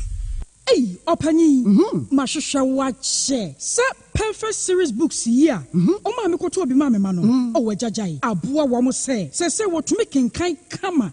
Wa kabrofo. Wow. Na nkontabu akra de ejajai. Wonderful. Mese Ghana for GAG perfect series. Atumo no de jai. No de animdifuo ene che wa nwoma bia. Owo crèche, nursery, any KG, books bia bi. And owo science, creative arts, maths, RME, history, coloring, computing, OWAP, nina. Every basic 1, equasi basic 6. English, every basic 1, equasi junior high school. Ne bane combine soa, owo nina bi. English nom, ane maths nom. Me say, books bia ni wa. Perfect series, any bi. Na GS, ane naka. And so am approver. Enti obata bia ankoto bi maneba. Hey, and na se we die. So ko bi kura betumi akotu akoton. Amani students o. Na eno kura die. Wote boa no so say hwi wo mo sa sate mock exams, terminal exams, and midterm exams. At the master school so a here wo mo a etufo nko aputuoja station ho a enkran dance mine first stop any omamu ba bia yetonto books bia for 0243 299938 and 0540 755 465. Perfect series. Your world's future is secured. Order for mami misa wasembio da bay na ope brese ukohwe onipadua mu sede onipadua na kwa na ho odensity e obrabo osa cholesterol anasade dudu ewo mu o blood group o genotype so ye AA AS ana SC sabre may comfort by grace medical center the amount say ehwemu bia bramye nchen ma ye nhwema ka kra ye de kwa ye de bampo ebra no ye de kofitem kwese bibia de ye na ye nipadua ye de ne kode ne ba bomotia se obehwehwemu ententem na bibi siewu a ye hunentem ye timi asoa no by grace medical center ewo Kumasi Breman DVL ne nchen pe osekodwo area wa bibia ni amienkasa 0244 97 68 05 bio 0244 97 68 05. opese wo kwa brochire kwa yedwuma ana wo kosua de emfo ni nkyere ba bia esanse Yojima Travel and Consult abama se wo bebo wa mo akwantuo ho nhyehyɛ ye bɛyɛ fofofo Yojima Travel and Consult ma akwantuo yɛ simple kra esanse wo kanyumaku akuku damwe wo mayi mu adi amanfo tu kwan no ho enanu ya Ghana Tourism Authority aboa na yabaso se 2024 best traveling agency in Ashanti region enna wo modern bonti Yojima Travel and Consult edin kwada wo bo ho modern power disuam nansu sikasemunti watifie toto no akọ Canada brechmemu a wo koto wa adisia so enti se wo pese wo kọ Canada UK USA ana Asian country bia so no Yojima Travel and Consult beyen krata asem nyina ma say your visa passport birth cert hotel any flight reservation obeyen nyina kama ma bra Yojima Travel and Consult eneya na yemfiri wa kwantuo krata asem no ho hyehyɛ ma obehu Yojima Travel and Consult wo Kumasi North Central so ena Obuasi Zongo Yak Towers and now be friend 0552 098 298 Yojima Travel and Consult wa kwantuo mu boafo. Upgrades are nice, but stepping up is woohoo! Because when you upgrade with GoTV, we'll step you up to the next package. Upgrade today to get more than more with Step Up, where if you're on GoTV Plus and upgrade to GoTV Max, you'll get even more with GoTV Super. Get big value, get big entertainment, get stepped up to even more with GoTV. Upgrade today on the My GoTV app or visit GoTVAfrica.com. Terms and conditions apply. Offer ends 31 March 2025. OTEC 102.9 FM, the pride of Ashanti. Dwabrem. OTEC 102.9 Yakoya Yasan Abba. Mahmoud. Doc. Memo Akwaba. Yeah, bro. Nampom to say. Adom Mompaibo. Aweyi ensu ka ho. Se bi ya ko de. Ya dobo de ase. Ya dobo ase. Doc. Eja. Akwaba. Yeah, mejo so. Sam stead boko de. Boko seja. Edanyame ase. I believe so. Honorable Haya de set na chino no nti oyawe. Oh, okay. Yeah, ampa. Honorable na chino no nti. Ampa. Nachini Amstead. I'm very sure sir he will come back. I will say second into. Oh, okay. Definitely he will come back. Oh, okay. Second you I said that could be pass it through. Oh, definitely he has to come. He has to. Nachino no nti no. And that's what man say. Mahmoud. Yeah, young questions straight away. Regional Minister, Minister for Lands and Natural Resource. Yes. Amakofi Bua. They are in the region. I tell you. Currently, so that's all. Now, Galamsey fight, yes, is the excavator doesn't mean that we are making headway. That's a brave. My mom Bassomi and Chetty Funina. Honorable Yanko, Manon Kwanzania can actually. Okay. Pacho Agwetia MP. You carry his own cross. So okay, the 27th December press conference at ECB. EC catch and say our gazette as many as 274 parliamentary resources. Wow. The only two outstanding constituencies were Ablekuma North and Domikwabenya. Agwetia was not mentioned. Okay. Until by 7 January. And now midnight. So it means Akwetia was gazetted? Yes. By midnight.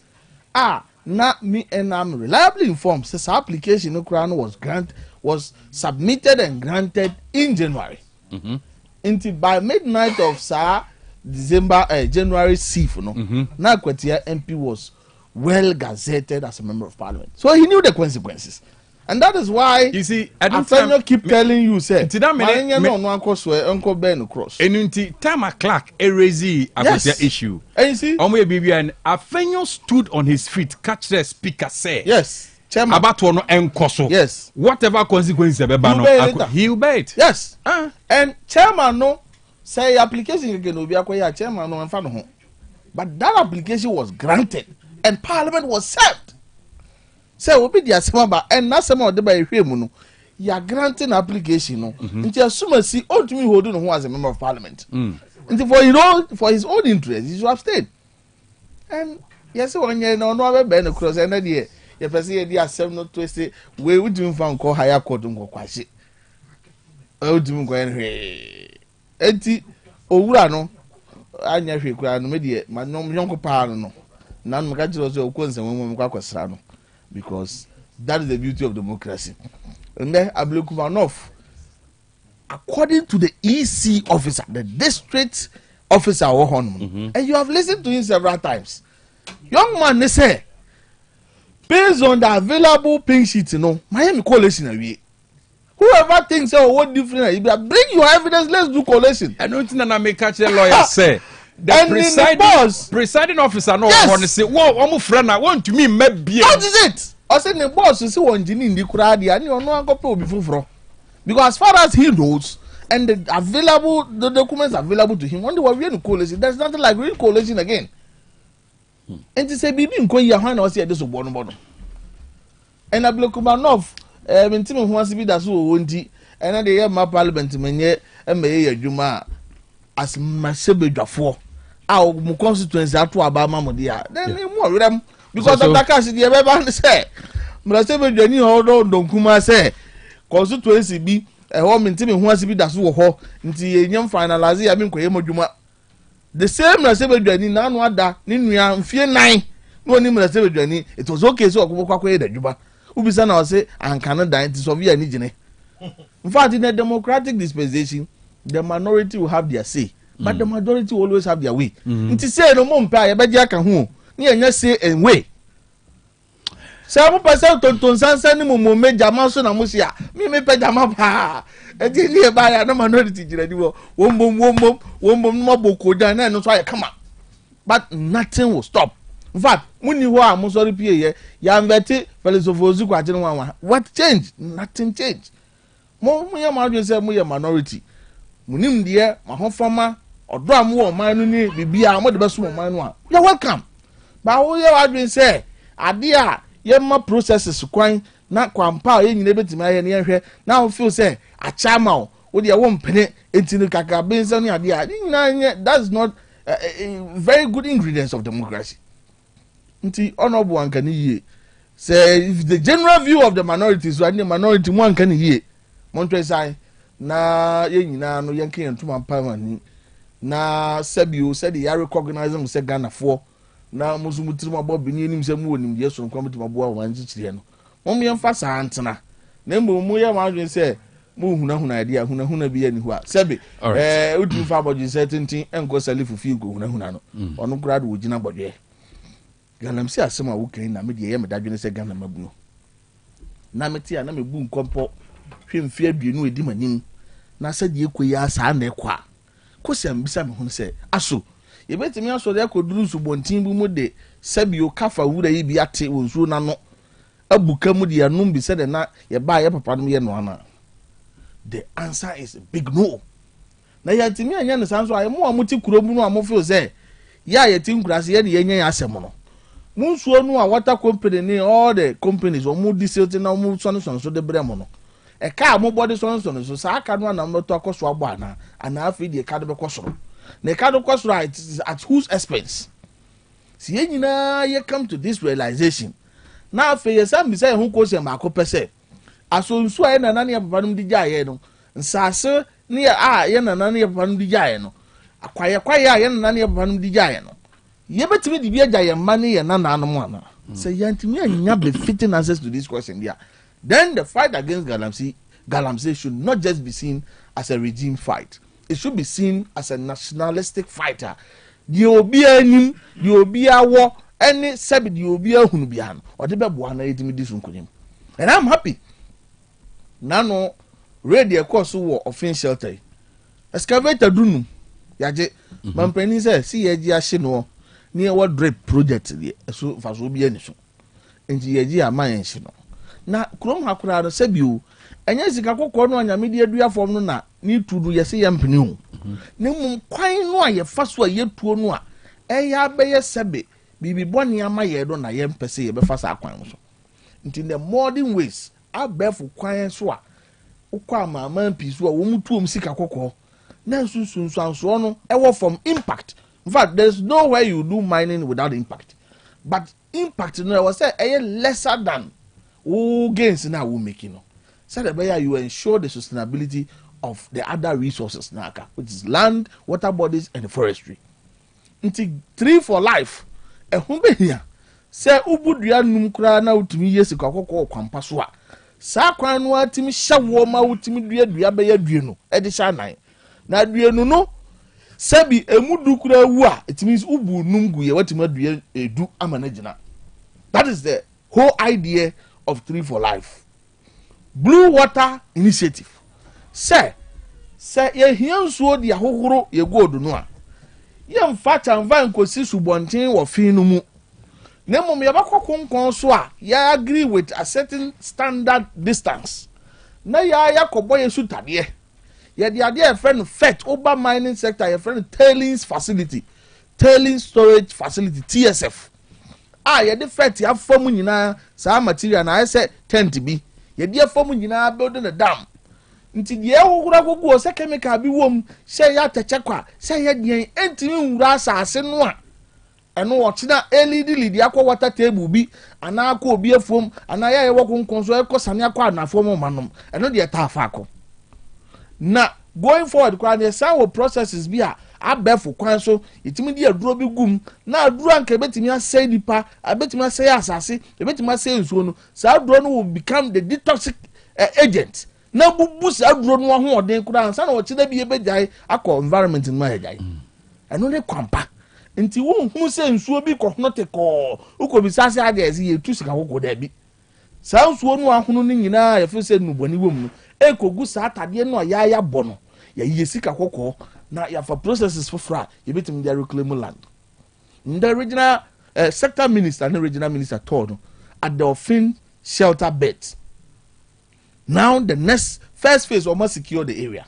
Second phase is a potential reclamation. I hear at least you bet to be a so as our economic value. Last year, economic value. Last year, you better have a reclamation of the land. Yes. Yes, employ galamsey for no money. Of course. Oh yeah. Sabi nipa no kra no nya ba bia na kwa kwache no. Enye Western region ho ba bia enti nipa dunu ma. Red way no omu dwane yo. Omu fidie nkwa na ekoto ye. As far as I know, the Ashanti dolphin raid in their course, no, well, they couldn't make an arrest. They bolted off. Into machines no would run in there, and I say, I had the Obi and over to Baba and him machine media. But this is where DVLA comes in. Those machines are registered. Okay. Into find a register machine with number plate ABC. DVLA should be able to help us. Okay. Into Sabana Mahmoud Kabore, dear Mahmoud Kabore. Ufidie si ha edin semone ye kwa di o yusu de yato no but ya po fidie no ada na wudi sa nya mransem no o me di obi baje se wo de kwa kodwini kura ase kwan enti minim ho hwe ye hwe mu say yampa because you cannot tell me say wudi waja pade am obi koye bibia woni ma de o de koye. It will help us na nipa kura no kura nsabe wan fa mase ye nkodi bone go betima kire nipa o de ma no so we are able to trace people easily a ye betimi ahwe kwampa be ye ade ba ko aban dia ba. It's not in the media, and I say even if it's there, Nipan kan huasem, the chemist aspect, omodi babeye the hydro reclamation. When him said na be for kwan nim die ama ho kwan say ye betimi di nrobi ni ade aboa mansu a ahono te ko nsu a ese nsu a nru ahyebu ma no ye betimi bubu sa nro no ho oden no ne ate nsuo nani a ka mre bia ntimi fa nsuo ne nya bibi foforo no na ebetimi di sa nsuo na bibi pa o how bia nse da ni akire ni nyina ye nsese ya EPA sector minister ni aban yi ye ni ekuhu a say blue water initiative no de we will achieve it na tree for life ye nyina de hu ahyem ni adua as many as possible na afei say be de mo na de no ene ye so omuni nko a de aka no na ye bo ho ban say we no again to forest mining. No again to mining in a water body. About us said now you go secure the upper carrier side or fin or one can. Now you may do fear. No be a cautious machine. I want the lower better walk a pastoral. Or fin no more the machine could see team. The video was in circulation. Quickly, a mobile team has to follow up and dismantle all those things. Sabi, okun yen ni power ko fokun. Mo ma nyina yan fa ehunhyem. Brody now the Danko Kufado Abanko. National security slogan be a buyer. Or see something, say something. Sabi ya won't crunk to moi. Yanni a ben sounds subontin quite between. See something, say something. And call Magala say for Uncle Nemo who say be coswa, a unusual of normal daily practice Mukia Moya.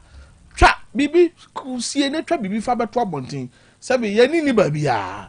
Yanni Mamba pa near bois, the necessary authority no will take these matters. Thank you. No mamboa, I mean in it me. At least and room pempen so I never can say. Yeah, that's what that's as far as your forest resources of concern. That's what that's it as far as our water resources of concern. Yeah, that's what that's it as far as our land resources is of concern.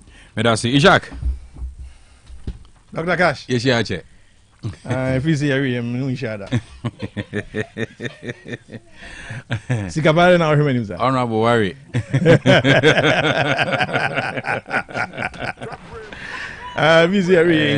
It's part of it. Yes. I know self by now the one manage defeat in a way. Oh, you need to say say anajonoa. Oh, okay. Anajonoa because I am privileged. Yeah. To be on platforms. Isaac. To be on platforms. Asem no kohwa ay authentic. Adana mini obi din come say Ishak, why ye bi o? What you say? Ishak aye bi. They said the bema bisi atani ni echi na metana chi no.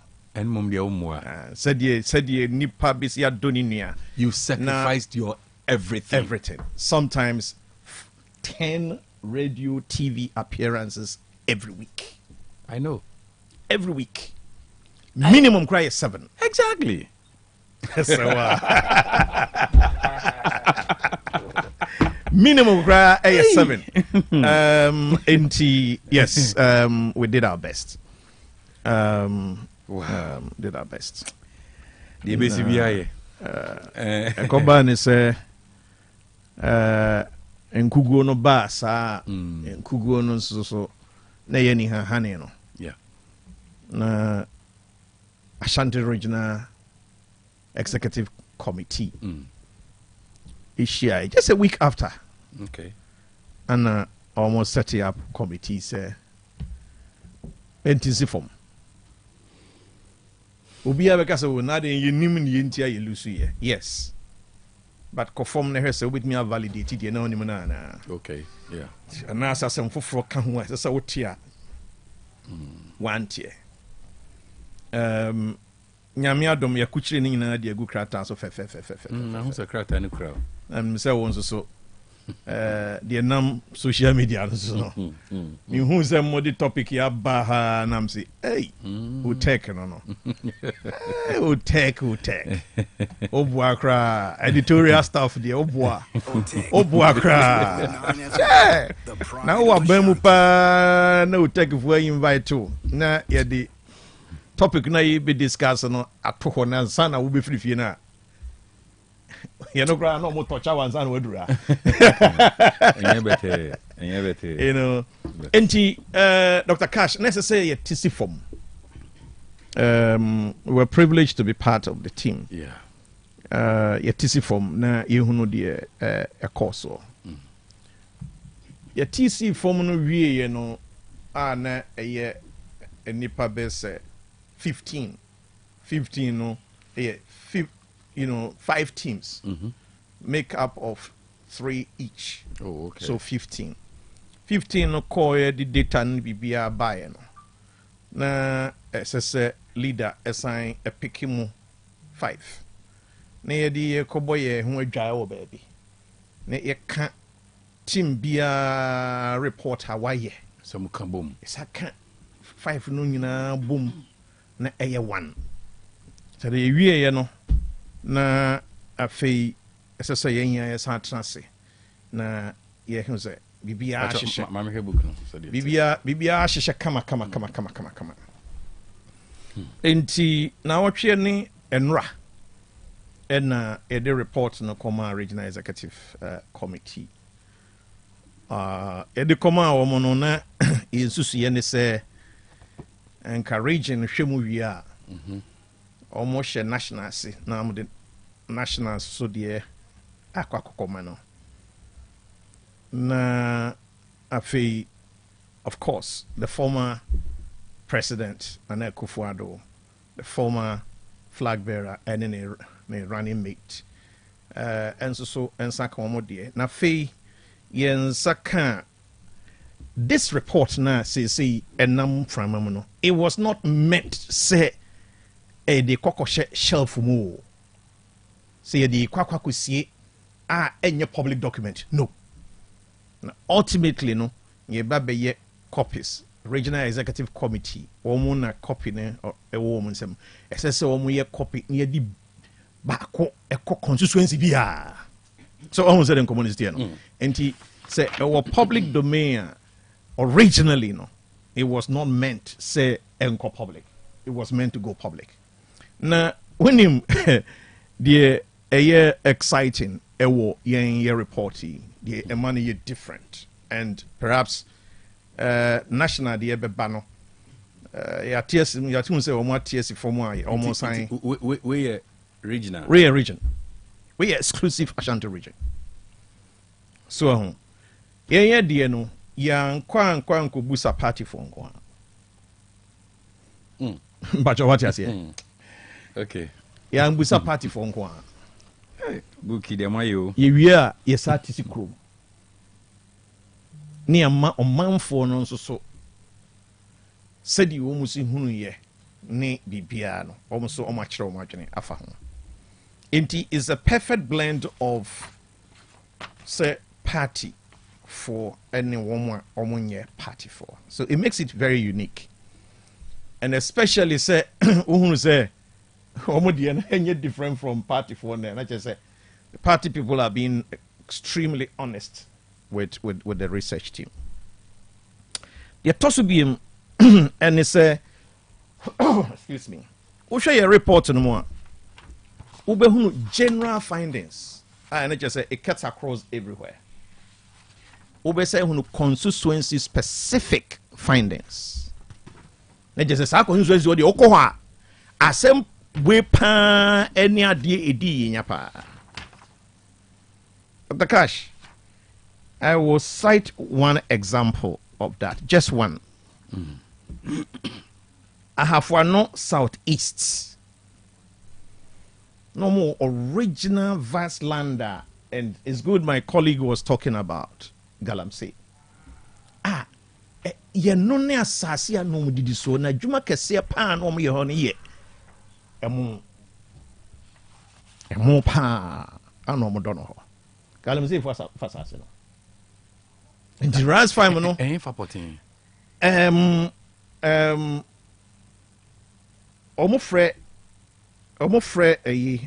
Quickly, let me refer. Let me pick those issues no more because of question that will be side. Chinese company. Also involved. Let me pick it for you. It's number one. But we have more question. Page number 31. Anyhow. Page number 31. One of the factors that hugely affected the fortunes of the party was the negligence on the part of MP and DCE to prevent Chinese operators in Galamsey for destroying sour rice. Project fields, which had been the source of livelihood to the local farmers for over 2 decades. What it was destroyed. And this infuriated the inhabitants around Biomso, number 1, and caused many to vote against MPP's presidential and parliamentary candidate of the of the election 2024. And the way say no, I say any general finding, a constituency specific. Yeah. That's what you say. And you find in this report general findings, constituency specific concerns, and so Sani, no. And it's an excellent piece, and if you read, you find that it's a very excellent piece. Painstaking effort. Yeah. You drew. I could see from the content. Yes. But now the name business Bisane say. I mean, Landy, how quickly? Let me review question. You drew Kodie. Me feed that. You drew Kodie. You drew Kodie. Efija Kwabre South. maame bi ka asɛm bi ne yɛ ho dwere yɛn ɔka ne sɛn sɛ mpp ei moyɛ serious a na moama mframa mfa so koraa na moate asi fam enti wɔn mo a na yɛn koko si fam Ashanti region na wɔn mo adwene yɛ ɔmo sɛ yɛni locus yɛno nti no obi stop yɛn no anaasɛ the perception was that obi stop yɛn no na ɔmo yɛ big mistake as a matter of fact sɛ nka yɛnya region biara ɛma wɔyɛ ne deɛ they could have also picked constituency specific issues. I don't know what the national is going to do. Say one also constituency biara or be separated constituency specific concerns. No. But now see if Ashanti region entino na you me associated directly with those constituency specific concerns. On certain community. NNT is a masterpiece, and I will encourage anybody who so being a physical copy and say soft copy. I wish I could. Yeah.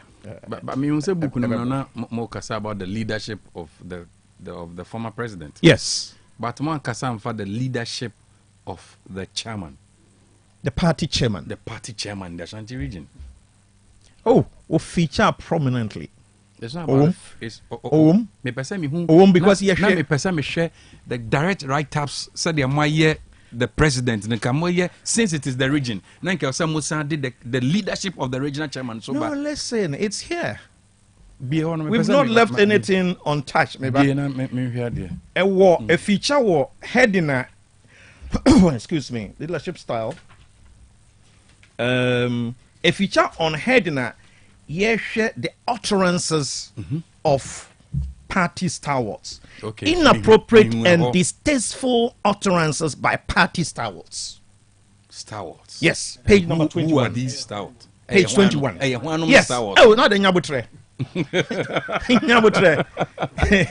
You see, your book has something heavy. Yeah. Until we all have the interest. And we don't want to hide anything. Exactly. So who are these stalwarts? Yes. Number one, the president himself. Okay, very good. And it's amazing, sir.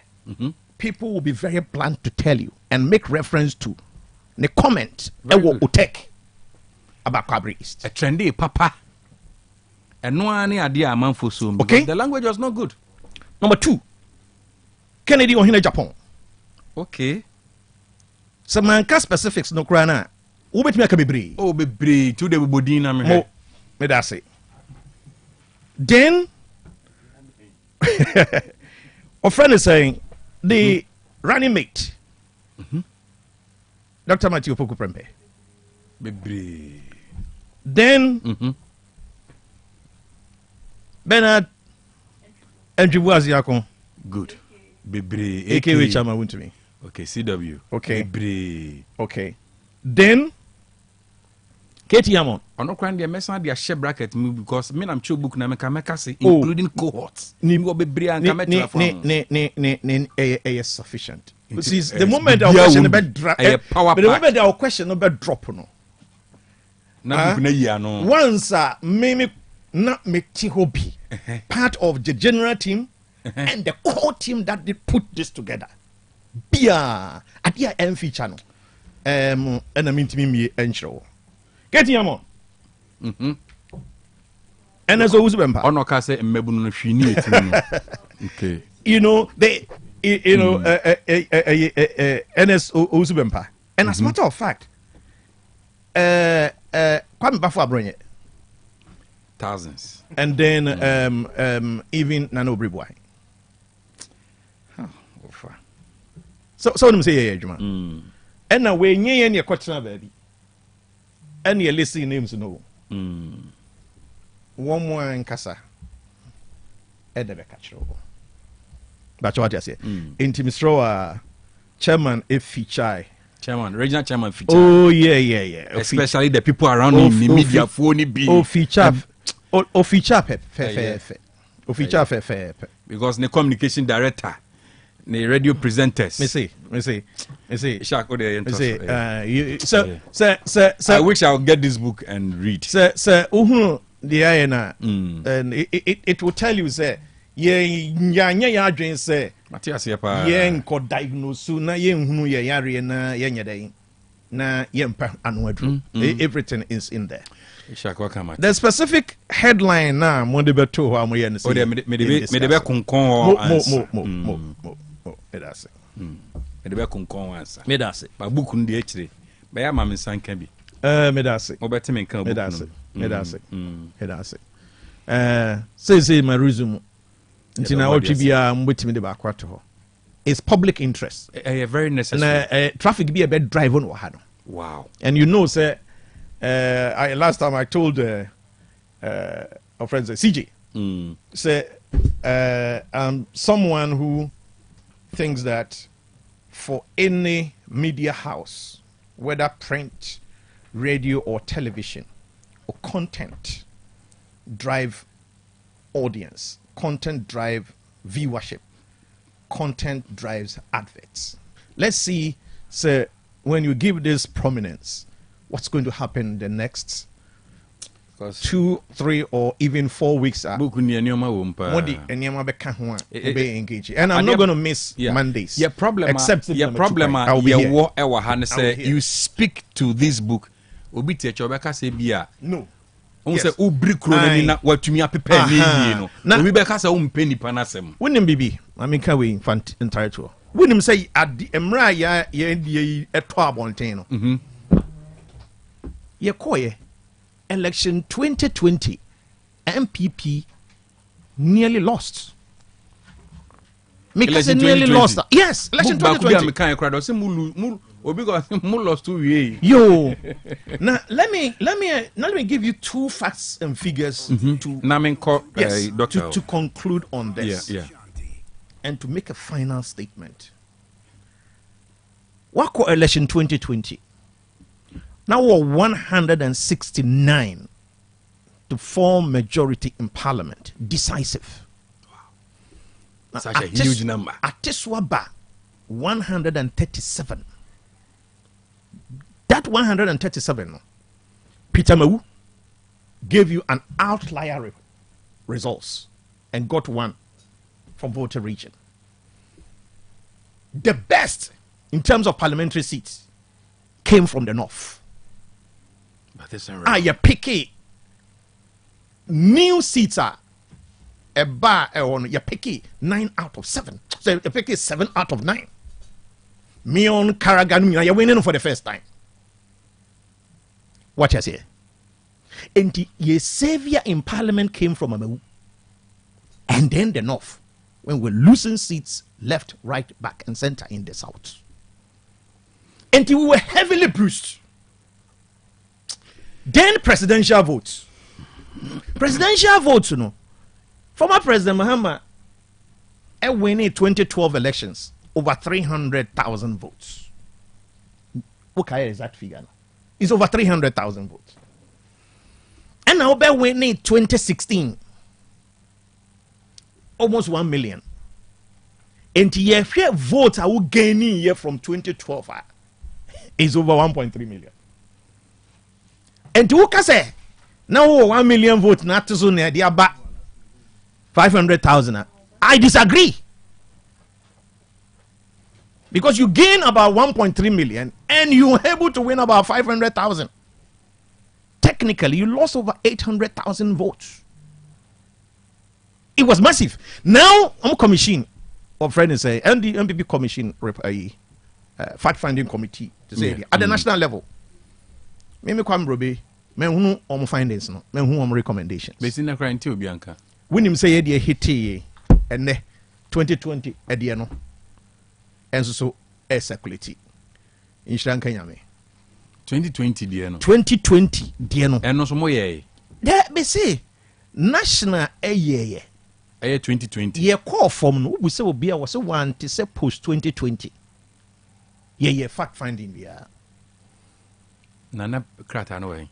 Let alone say yɛbɛhu sɛ copy kura somesi anaa ɔbɛnti yɛdeɛ hate grounds yi books so mine come on circulate soft copy ne circulate no nhyira nka nyame sɛ afei de yɛnhunu baabi a 2020 deɛ no ɛfiri baɛ that is also in circulation. I'll give you a copy. The bottom line is one.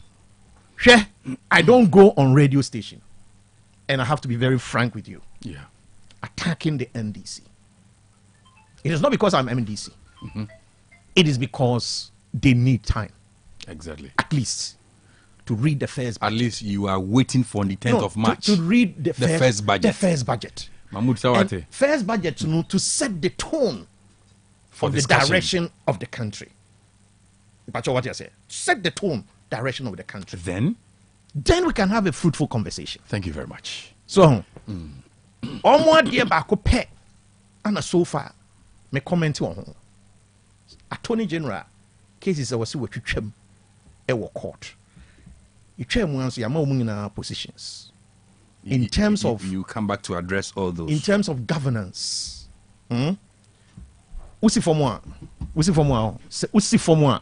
you would never take Ghanaians for a right. It's true. What's your name, baby? Baby, me free hono. Na menya goosebumps. Na I was saying go me. When the mechanics for the kasa you, nya only chartered accountants association for the kasa. When the seamstresses for the kasa you.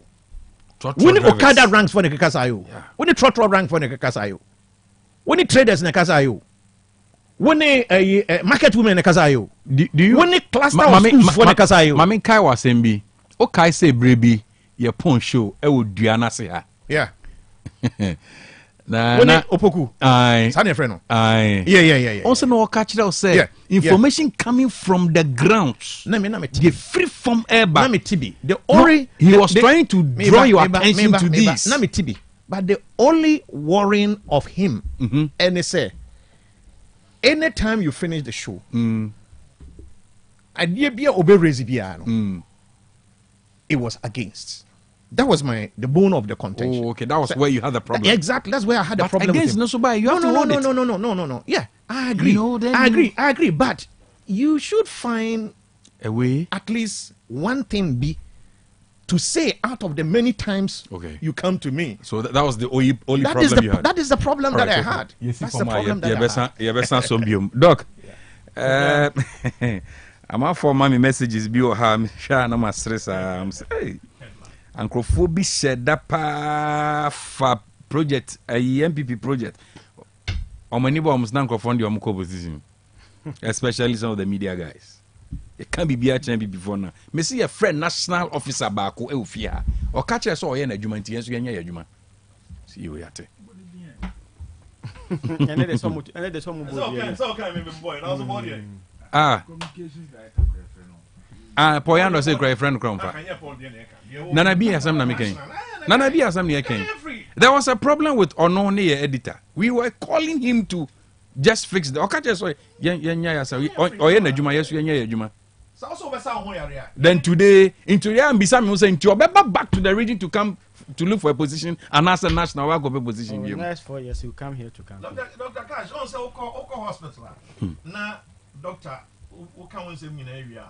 No ma krata say yenko hwehwe. Ebi a wo moje mu o collab no ana wo collab no no say wo the lab no ba ana no wo hunu yare reporting ansa no wo hunu draw yare yare ni bi na me ka kire no you tell a media say wo ye wadwuma nti yenso yenya yadwuma ye ba yadwuma yeti egu so ene de emre no beso interesting interesting times.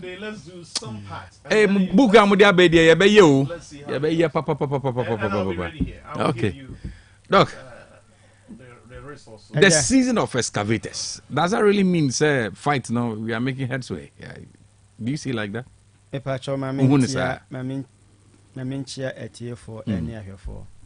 Anytime I'll get an opportunity, I want to appreciate the people who make time to listen and watch us. Exactly. Without them, they'll be coming in and into your audience, any viewers. Thank you so much. Now the issue of Galamsey, I'm very happy to say. Mahmoud, yeah, or young, and until when he's speaking to Galamsey issues, those who are 60 and 17 put the so man can here. I don't have problem. because all things being equal, they will die soon. Normal. All things being equal, they will die soon. Now, Galamsey, if you find you do her. What I always say, Galamsey is not new in Ghana. Galamsey never in Ghana. When Galamsey started, it wasn't an issue. Any effect, any major effect as we have now. We have had mining companies operating in Ghana for some time now. Then the trend of mining, Ababaya Bed Nation Senyokomo. At the time, Meka say Pristia, we had mining companies in Nimni and they were doing deep shaft mining. And until they were operating. Wobeti so be Galamsey and a branch TBA. Wakwasho Samumba be a mining for waste. Na onon so akwaye honka kra. Then it got to a time they felt to say no. And they should also have access to coal, rock and ankasa. And that's why almost so much get to Amonamona. Into the Akaga will be just a case will be a Galamsey. Na branch TB or Modo Mahodin, a trap peta, quaquisi rock and gold, no, so no mabubu at the abefi. They were doing so to destruction we never had a lot of issues. Just as he said, you can't say there's any other human activity or any side effect. What the guys were doing, the rocks in the Befia, at the time, maybe a technology encore anymore. Womanyama, Wamutu pit, maybe a mutu pit, Wamu was here, waste no echo pit in them. Na a yama no majim, no sooner that's where they ever. Until you saw, say, the waste was not going back to the main source of water, even at the time. In a year near whom baby, a year did deep shaft mining, and we started going to surface mining. And almost every mining company beyond they are so into surface mining. How many companies are doing deep shaft mining as we know? And when you are giving somebody license to go and mine on the surface, they automatically you agree and say the person to some extent, assassinate non say no. Because almost surface mining beyond is a way say assassinating the gold in the near home to soil neighbor to me a production, yes, say no. Basically about surface mining. The point is that we could have had a better way of managing this our surface mining, just as he said, say in the technology. So at the time I issue licenses to people, so I'm quite surface mining without that technology. What was the best way they expect and conveyor mining at the time? Until we all contributed to, I have said, we have been using some, so to say, a layman's approach in handling these issues. At the end, to me, and sustaining a deep shaft mining, I'm missing it. Then they go to a time when you are giving license to be some alluvia mining. Alluvia mining, and you should into a man question alluvia mining, then you come back to complain, so say, you. In the first place, when you gave the license to alluvia mining, so that is where we are now. Now, how many licenses are we issuing? It will be a surface mining. So we issue 3,000. No, be a quack was assassin. Or more year mining, deep shaft mining. At the time they started, in a normal year surface miner, and Casa 44 forest no can say Yakumun Kwankisha. Look at PCA mines, so many years they existed. Ya anticipate be a forest view of Baby Macquaco Seno, or Boase mines, or more minim or more deep shaft existed. So no more surface mining at the time and Cabesine and Cafres Benaka. So we all led to what we are seeing now. And your baby do and now, say, Galam say, a baby a term as he has in saying you come. I yet to you who the air. But the question I keep on asking is, Inti, last year, when people were so young, close down all mining activities, people were saying, so the economy will crash down. I don't agree. Inti Sagana, ya mining. At the time, and now only few mining companies don't make this shaft. Ghana was still part of the leading producers of gold in Ghana at the time. And yet, near be a movie, I have been a Ghana a leading producer of gold. And the company say apart from other countries have taken over from us. Into for me, I read the report by Ghana Chamber of Mines as to the contribution of every sector to Yanyadia. Now, what they said, they say, we have mining and the contribution to our mining growth. In 2014, mining inquiry was 2.5. 2015 was negative 16.4 mining because the kaya fi gold mono a kaya bo actually no it's more than what we are getting from it. Really? Sure. We had the waste environmental effect ni sanoma ye kan ni na now quantify the kaya fi gold na a kaya be budget to recover and no it's more than what gold is giving us. And to where are we going? Last 2021 their own report says contribution of mining negative 11.7. Yeah. We shall go that Ghana you produce as of 2021 79.9 metric ton. Now let's look at a country like Argentina. When we produce 37, I'll give this mass the menu 20. Finland 9.1, Colombia 45, Mexico 12, New Zealand 5, Turkey 39.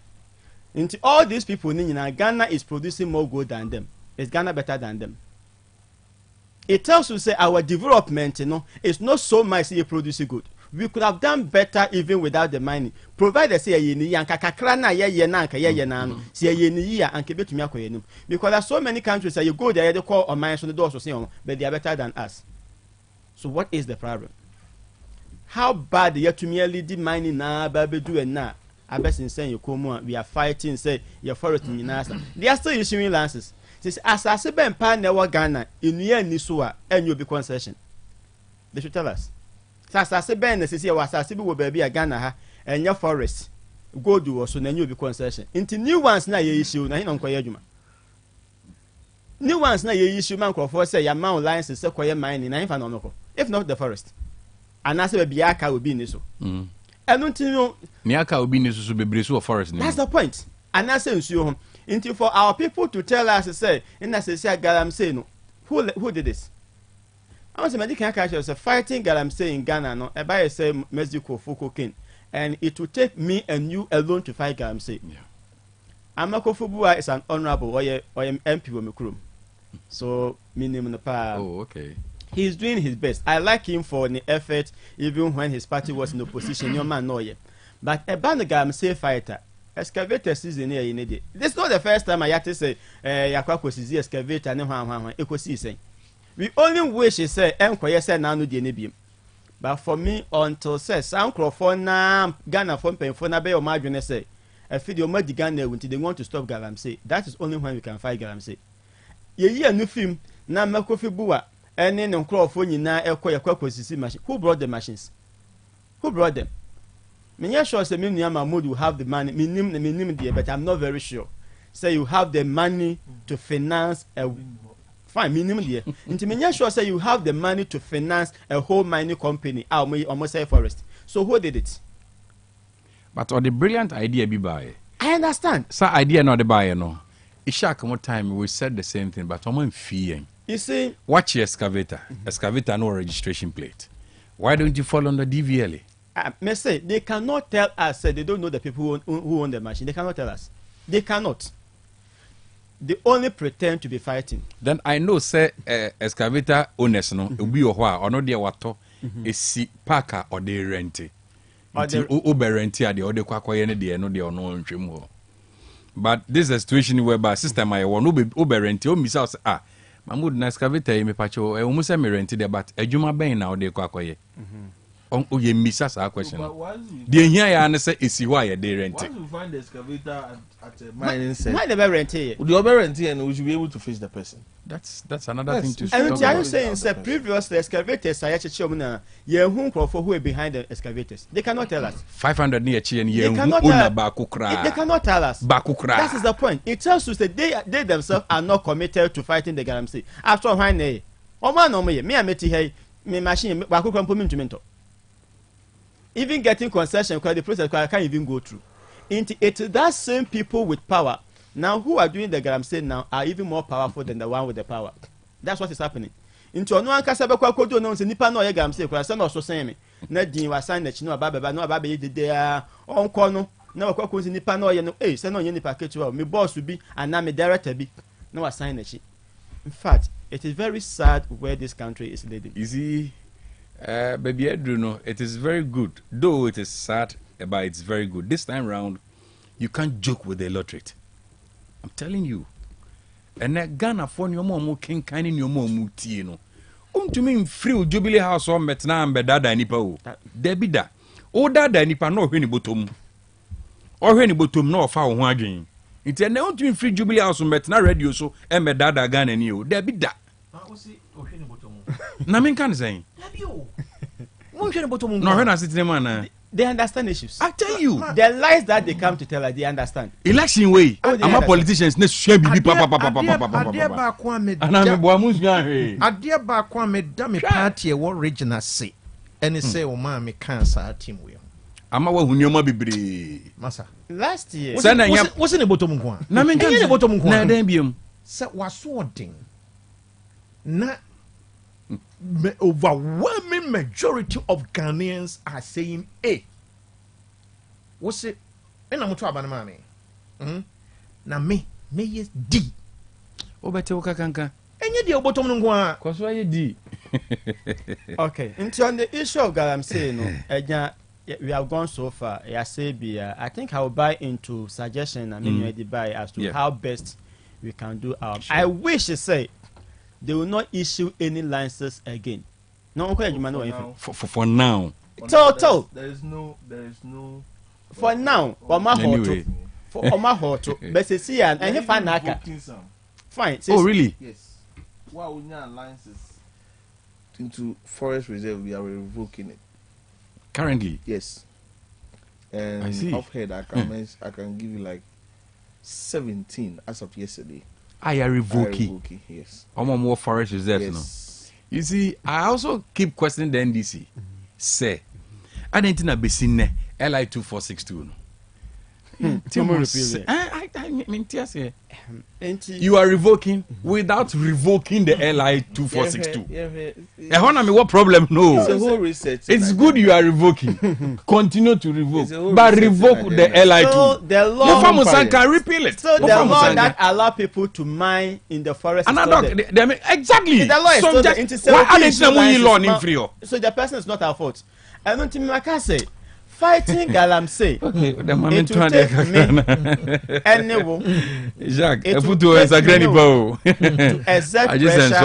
exert pressure on our leaders. Okay. They won't stop Galamsey. Who has interest in the LI 2462? All of them. Okay. They cannot tell me. Now there are issues on the ground. Your interest, I heard somewhere. Oh, say I'm sure by Oh, Mati baby. It tells you say the two. My limiting to two. Or more two. They all have interest. Assurance assurance is not there. Assurance. Blessed assurance. You can be a munchanto. Mate. You can be a munchanto. Yeah, but assurance is not the man. Muncha home video no. Only solution no be come on. Oh yeah, ketu akra wo e see no. You dog my maintain assurance na me ko ton de mra. And old person do one. Assurance me also be my assurance. No, me only solution is unions we should rise up again. We have the powers and not them. It's true. It is us and not them. We should all rise up and fight Galamsey. Okay, Mahmoud, what's the assurance? Well, I agree with Doc perfectly when he says I was saying a mass kind of agitation against the other. Now we are not just looking at the quantum in terms of money and mining the bread. Looking at a whole scene and situation will be critical if we say no mining. Because so really reports now. You know, we have close to 3.7 million of our people directly or indirectly in the mining sector. Alternative livelihood. Which people are you talking about? Citizens. Okay. Alternative livelihood is a situation. Mm-hmm.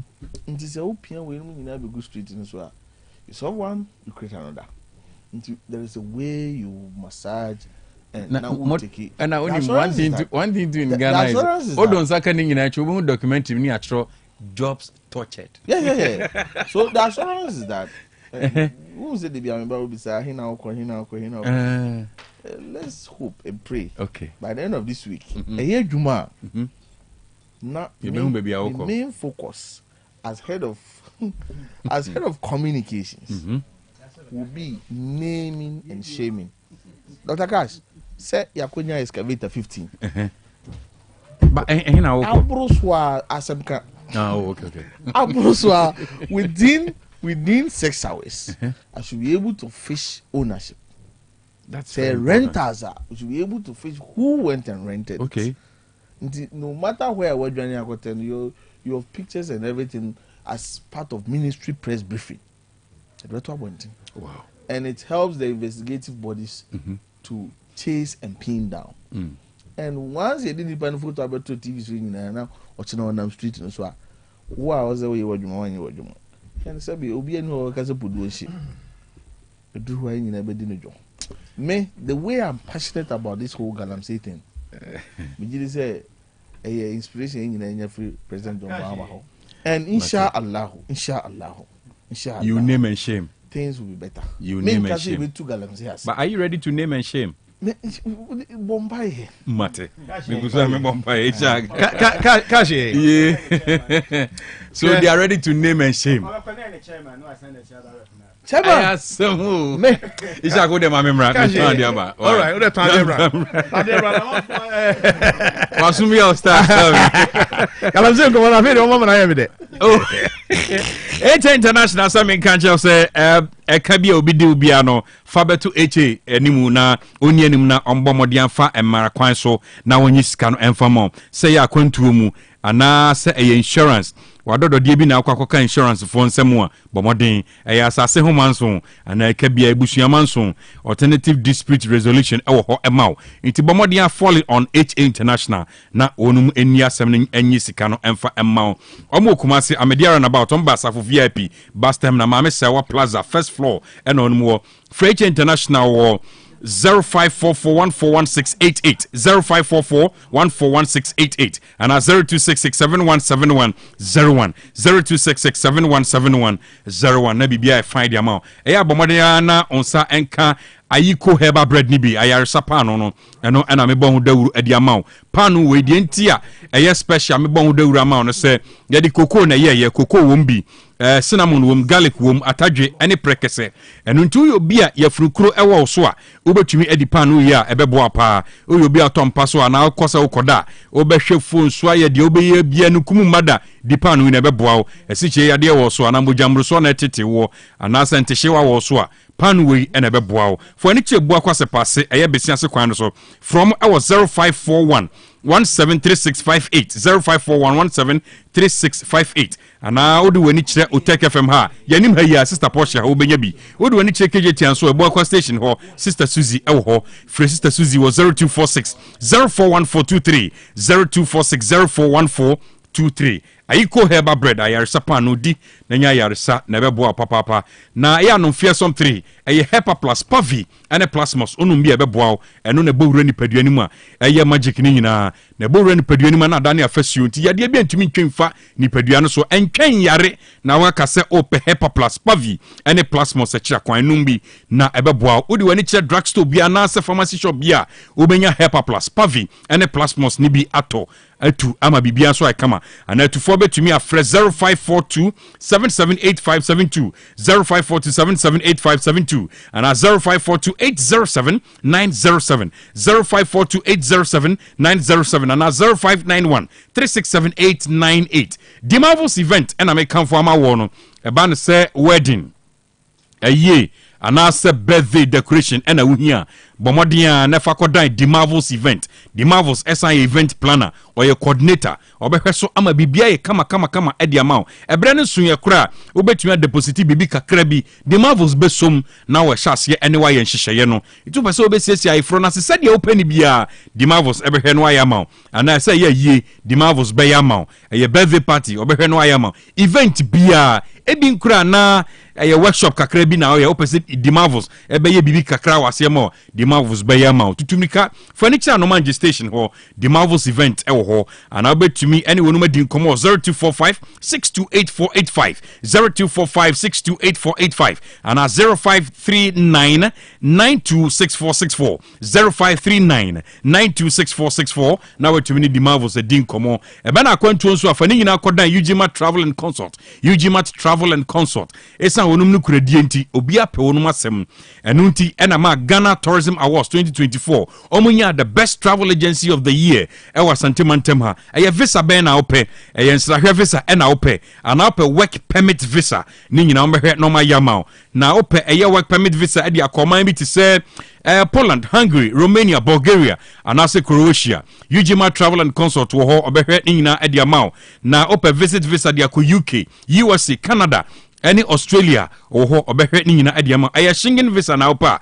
fa ni nyina kodan Ujima Travel and Consult opese wonum eye birth set ana se passport emao regular ana se express application a Ujima Travel and Consult ho a omhwe ni nyina so adiama for Ujima Travel and Consult ewo 0553944608 0553944608 and 0547740774 0547740774 and 0246164636 0246164636 ubetumi afre atexi a WhatsApp a Telegram opo no machira kwan akumase ode wani kire ha ye no suntre ena wonum ewo omo bugis dan wachi na saka kakra no edu sofo line no on sabeka wonum ewo ode wani kire obo asenso a hyane so se omo wo Yak Towers last floor on Sabeka Ujima Travel and Consult. Olus Kitchen ewo ho so a wotwen wo osi dwumade bi esi una so bia no Fedian no na bedan Olus Kitchen na onum enhwe so emma Olus Kitchen plain rice or jollof rice banku and tilapia or catfish and so osan noodles and yes corporate lunch enko anase special event o twam ho we hwinto mu opa bibi kakra dia for yefunum ni ade a bomodin na for ani che Olus Kitchen say I for engagement birthday party bedin to anase ye Olus Kitchen e wo homa o waso ase heya oben SD ason down for Olus Kitchen e was 0244 701 675 0244 701 675 and 0595 999 227 0595 999 227 ayanum Russian energy drink kama ade achi sei na ntokwaso ho ode ne ba forma Russian energy drink na be boaw sanse nnuani ndo bi ti say vitamins ewom caffeine ewom taurine ewom ginseng also ewom boa ni padua no pa enti odi wani che outlet babia traffic mu nyina no obenya Rush energy drink shane so say Trillium Industrial Limited one product ni bia nto pedudu atu a for 0322190877 0322190877 ya pai Rush energy drink go stay active and energized. Yanko Abapamo, Ghana's biggest online shop for quality products. Sebe oni wonum kita hodie no betumi awie pa yonti. Ko Play Store and ase App Store. Download the Abapamo app no. And ase obetumi Dwabrem www.abapamo.com.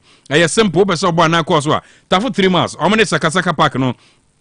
Edi enimhwe. De ohia bia say electronics, any appliances ni nyina bi ewo ho.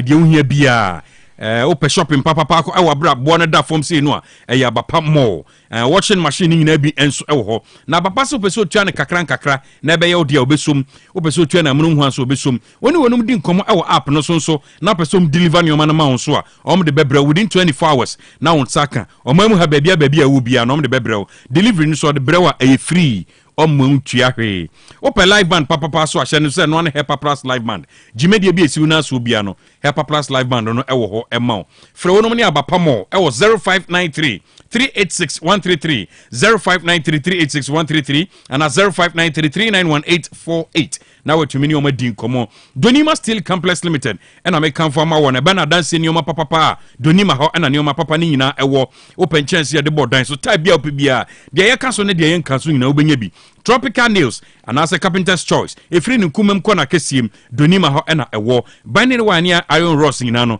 Donima ho and obenya papa no na wo share boss paper products limited a channel said Donima yen ena your sister company no yen ye boss paper toilet tissues ye mu extra soft and extra strong eboa ma power bra busumi na kona ewie se o mani nna no meka na ma na tiase ne o man so afusa fufulafo se wutu ni watua ana wutua na watu ni nyina kwa watutumika ye head office was Wife Junction ye Bengana Revenue Authority odu tamale so Kanvili ye Benkin David Junction no ena nkran so Kantamantu ye GCB Bank tachiman wanchi kwan so kantan na ne ya domba chief still ye ho Fredonima e was 0244 126625 0244 126625 and 0540 101555 0540 101555 Donima dini ya boa ya beka se home of tropical product autism consultancy services and I make kamfo adi ama wono mema urumfi company we and omdi amafo tu kwan ko Dubai kwa ya adwuma no omo di kan di omo di kan ko oma kuduru oma hye adwuma se ebi ye motor riders ebi ye general helpers nti sa akwanya we na opa bomodin a na fa ho to autism consultancy services wonum so na hye no se interview no eba so anti abrofo no eba no ma ba ba ye interview no anti wonum a ewon kran no ye hye no so se eye first and second match ewo Malam Gbawe Julicat eho ena interview no ebeba so ena wonu so wokumase no on the 3rd 4th 5th of March on se mo kumase ha enso ena company no wonti o ma enna baako sa miensa ewa atonsu esreso Ofilia Junction ena interview no beba so abrofo no yaba omo ya bo awuramu anisa ntime pacho interview date ne so a eyi hu film why na omaso ye no ewukumase atonsu esreso Ofilia Junction only autism consultancy service any come 0558 511 992 0558 511 992 and 0558 332223 0558 332223 na bibia kama akofa catering service and so homa se obeje orders se open continental dishes open local dishes akofa catering services ewo emao so obehwe nyina ade amao akofa san ye pastries so anti dwumade bi esu na so bia no follow na akofa catering service owagina se one kwada so municipal assembly no edi animhwe fra akofa catering service ewo 0245 056378 0245 056378 Ghana Garages app no mepacho onko so a bowuram sisia na ebeboa papa na ubowuram ewo ghanagarages.com de wo nie ana de hia nie se uton ka ho nyoma ana uton ka wankasa wo garage ana wo de ka ho nyoma na wo ye mechanic ana wo de wo ye auto electrician ana uton ka ho spare part de wo ye bia no bomodin a o company no wo hodadada de hia no se o de company no ho sam ebeko eye ghanagarages.com no eso kama ebia na wo de wo ye condition expert bomodin a o digital address ene o contact ena umbehia ewo app so na ebo ubowuram na emu koye dima wa fra 0244319420 0244319420 ya na mabe fi kwan so marketo se de beya obi konya problem wo kwan mu anaso long journey bi ne saka wa pe ana obi app na pe oda so dadada nti ofre wa na chese oja kai na ma na watumi ahwe aye bibia kama na DHI College of Health and Education etun safro se wachro wasi awie wachro SSC no na de akoye oda so so be apombi adwuma ni bi na so se beye enuti DHI College of Health and Education ema osakonya no intintiti ekoso no certificate in dispensing assistant dispensing technician 2 and 3 mutop up diagnostic medical sonography sterilization processing technician medical laboratory technology environmental health diploma in education early grade education and afi sanla wingina no oya bomodin na bowuram DHI College of Health and Education we are 6 months attachment ho ya obeye sade be ade okosua no obetumi ade aye adwuma mapa why into bowuram school no modern facilities nkwana ho hostel facilities available ose bowuram abamu akonya no atwa ne kakra tutudumika furniture patase oben Holy Mary restaurant no and obetumi afi DHI College of Health and Education 0244 213 187 0244 213 187 and 0276 939 0276 939 and 0273 635 765 0273 635 765 Perfect Star Media Production Eddie Ababium Perfect Star Media Production Eddie Ababium on a Perfect Grade Publications and Stationery Akabum second edition School for Competition no ebrenaso de atosumienu na wodi bei Perfect Series Schools Perfect Series basic schools assessment competition no ebrena so de toso mienu nie nti forms no are ready echo out o ma chase a o moton auditioning ni nyina amu de ahihye so from on the 17th February ekosi 11th March and adwumadi echo so nti ya won kran ene ya okumasi ha nyina ya hye no so se ye be frɛ 0243 299938 0243 299938 and 0540 755465 0540 755465 and 0247 432-869 0247-432-869 and nutini aname kai esan kanfo ma say ugura any leading bookshop shano say obeto perfect series one books ni bi eno na Ghana Education Service ajatum naka enso approve books no every next one ekosi JHS books ni nyina bi ho de hian say ubogboguram e wonu maso e okumase ha omo aputoja na say odi wani kire lake kwan no so a Ultra station ahwe on sabe nkum so obehu sa abrosan bi si wa ya training Star Plus TV boguram on sabe kan wonum e wo honom kama dansoman so enom wo e wa bra wa boguram e won kran omo dansoman first stop fronum e wo 0243299938 0243299938 and 0540755465 0540755465 sane zem mo frana dachi e wo humanum tu betobi ama onum atumi akenkan konkan Sister Spices and American farmer one spices ningina aye natural omo goat flavor fish flavor chicken flavor sea flavor beef flavor e ho opedudu atu a edum pampa so anase pizza Roman Hill omo ho anase so amedwem bantima dwem omo ho odun kran so a eye CNB anase okanshi Fresh Sister Spices was 0243535025 0243535025 and 0279140940 0279140940 na bibia kama pa edi amount na Osbel the blocks no and American farmer one Osbel Blocks Factory open blocks papa high quality blocks are Osbel Blocks Factory and American for Ediama war say standard size blocks concrete blocks now open 5 inches 6 inches solid and I say hollow open 4 inches solid blocks open clay brick pavers concrete pavers permeable pavers asphalt pavers interlocking concrete pavers stone pavers grass pavers and stamped concrete pavers now pa ningina tutumnika papa no ankasa ewo Osbel ho efize and the blocks no a high quality nienti American for high quality blocks na ma on say or the corridors and stones and na adwuma ewo cement so 42.5 R grade a gasam cement was wo tobi e de akokuma se ni potemu a Osbel so de bekwa ko free tutumika furniture kase one bia ya muslim for no ekompa bo no fie da bia no edi animhwe nti obetumi afre no ewo 0244377612 0244377612 and 0244043805 Mahmoud. Yeah, I can't barely 14 minutes now. You tell me my so yeah, post election 2024. Yes, Mami Kabibi Kaka. All right, okay. Yes, say baby, unuya fiase no. Ye munu do wa nanti munu wa ya ye. And I'm happy. Say this is how I democracy no. Enyini. San say onam na oni ma hwie gu a.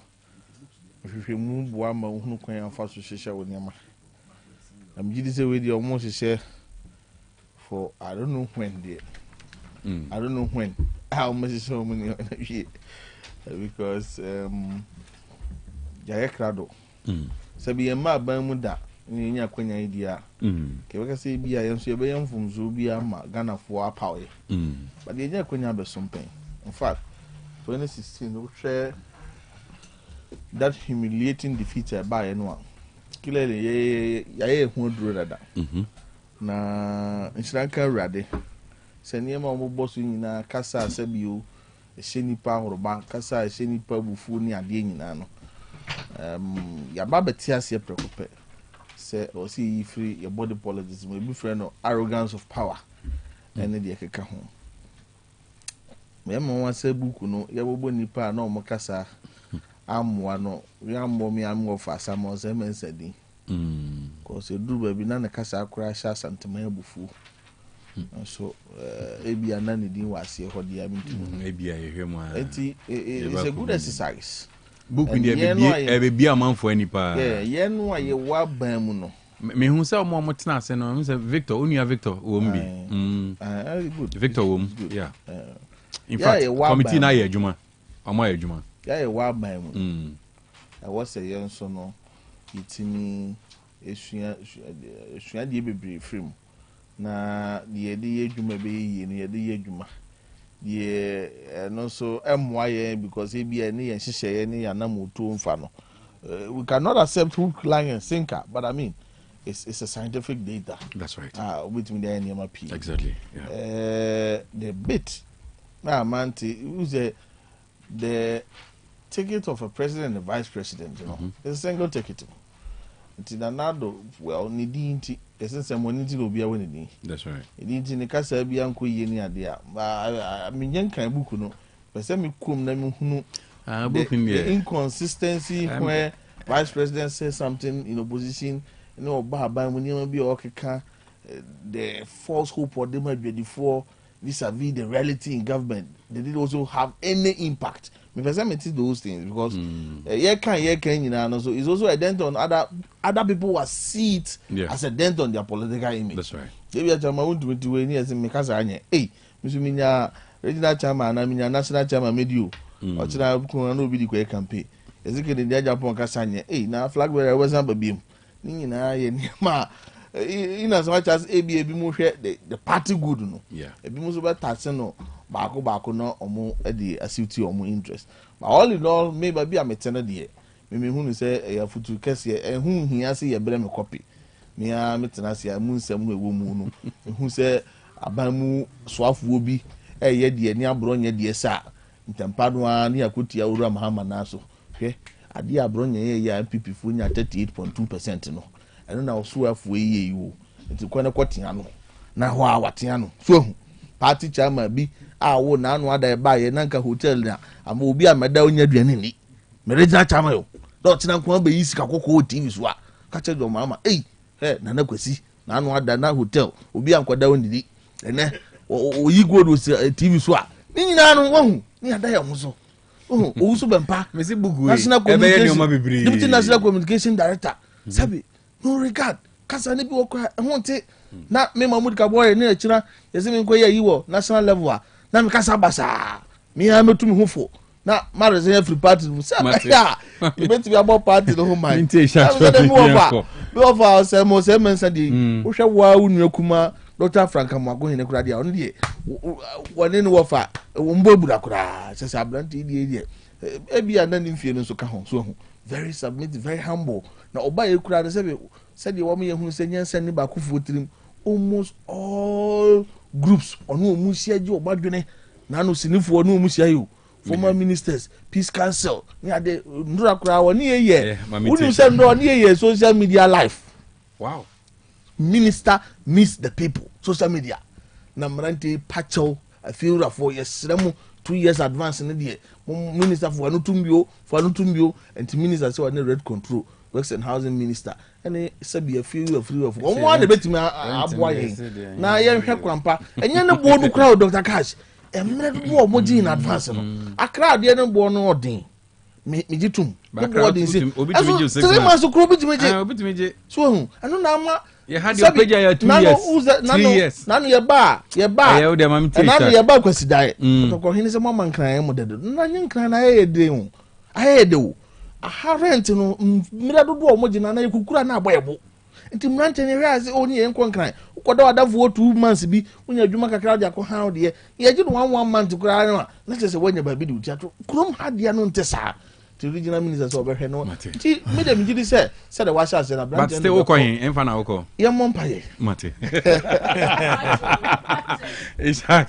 Dr. Cash, and Mammy and Santo. Mate. You did kind, and it's a Minia Cabore. Men can be beam. Oh, fetches are. I'm going to bow me when you're 41.75%. And yet 38.2%. Oh, okay. Oh, you are too decent to do the street boys, no? No. What's what you're saying? 41.75%.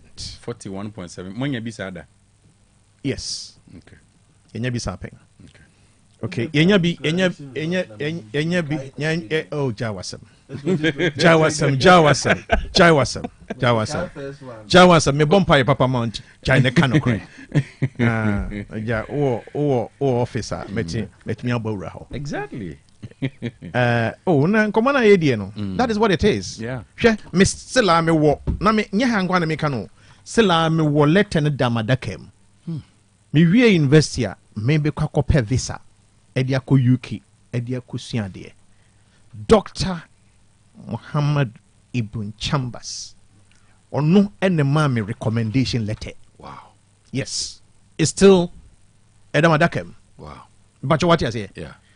Enti me see me bompaye makaborea. He must understand. Exactly.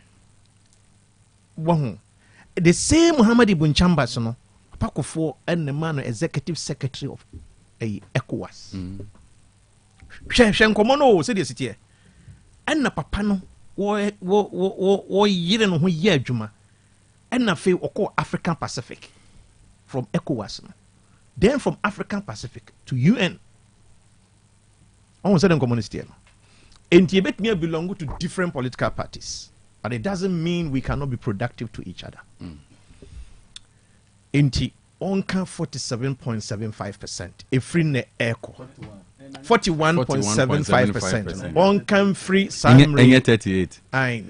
Enye 38.2. Oh dear, yeah. To obenya kranka kon retract. Odi obenya kranka kon retract no the actual one. Oh, say Number 2 and it's mining common and Udian. No, I say 3.2 million are involved in mining. Now, Udi show Coco Bowramua. One here you'll be creating another problem. And I yes, oh yeah. Hey, Kabore. Mi senior ba ko zuro Islamic senior high school ni school prefect pa ni no Kabore osun wa ye. Afen we who said 3.2 million people are involved in mining. And now most support say we should shut the mining completely. Illegal mining. Yeah, let me tell you this. Is that not illegal mining? Tie. Me. Me ko share branch bi. Ewo mechanic shop. Samra na Kufuado a place ban on mining no. Yeah. Nani adia na nia ni. Se na Kufuado anya careful. Robbery ebe bakrom ha say won't be so ano. Na ohwe be ma ne nani bre. O se me wayere me wa mamiensa. Me wa hoden me de be adwuma. No wa body man na me tifie. Na madam ho ase be useless. Mining fight is not a baby fight. They should watch out. All right. Finally. Headline na mo de bae no. Enye se na na Kufuado na ekoso no nko na ekoso ye defeat. E pesa me clarify ho. Right. Say de be ya platform no obia enka se sana ya be kan ha anase sana mo se. Okay, all right.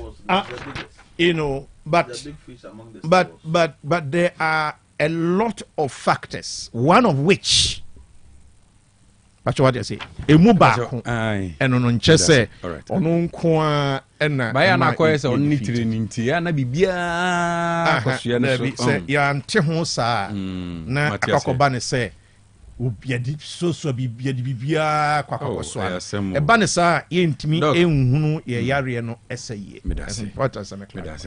Doc, yeah, finally. Doc, I'm say it's very good on the issue of MPP, and it's the wisest thing that they've done. Oh yeah, sure. They'll go into it and understand. Of course, 19 crore, 1 year, 1 year. One issue with the youths who communicate for the political parties. MPP for Ebeduni say, how did they get here? At the time, where were they? They supported almost everything that the party will do. Now they come back to say the president lead the CB. Even when the president has made a comment, they are able to justify why the president should say it. And then they come back to tell us, please, until said they will be honest with us. It doesn't matter. I have friends who are into politics. Yeah. I tell them the kind of politics or more, even if so me meet, I don't have the assurance to say they will do better. Because if you don't see the ill that your readers are doing now, then you will do worse thing when you get there. Because you're why you know who say you are defending it. Then nature say what you could do you won't do worse thing. May honest play to those who communicate for their parties. Yes, it be a human yafa will say defend. But once who with integrity, but more than say and for me within MPP, one person that it be a minimum intentional day was Canada Japan. For me, my personal opinion. At least sometimes you see him being hard on his own people when he thinks a new man koye. And that is for me. That's what every Ghanaian, it doesn't matter what political it should be. Minimum the intention as to say he was saying the truth and answer, but at least to say idea mean crowd for any idea. That's what the way we want to go. MPP, bravo for what you've done. I'm sure my friend NDC will take clue from it. Now you could that kind of arrogance ne saa nneɛma no na ɔman no nkɔ yɛyɛ Madam Wase.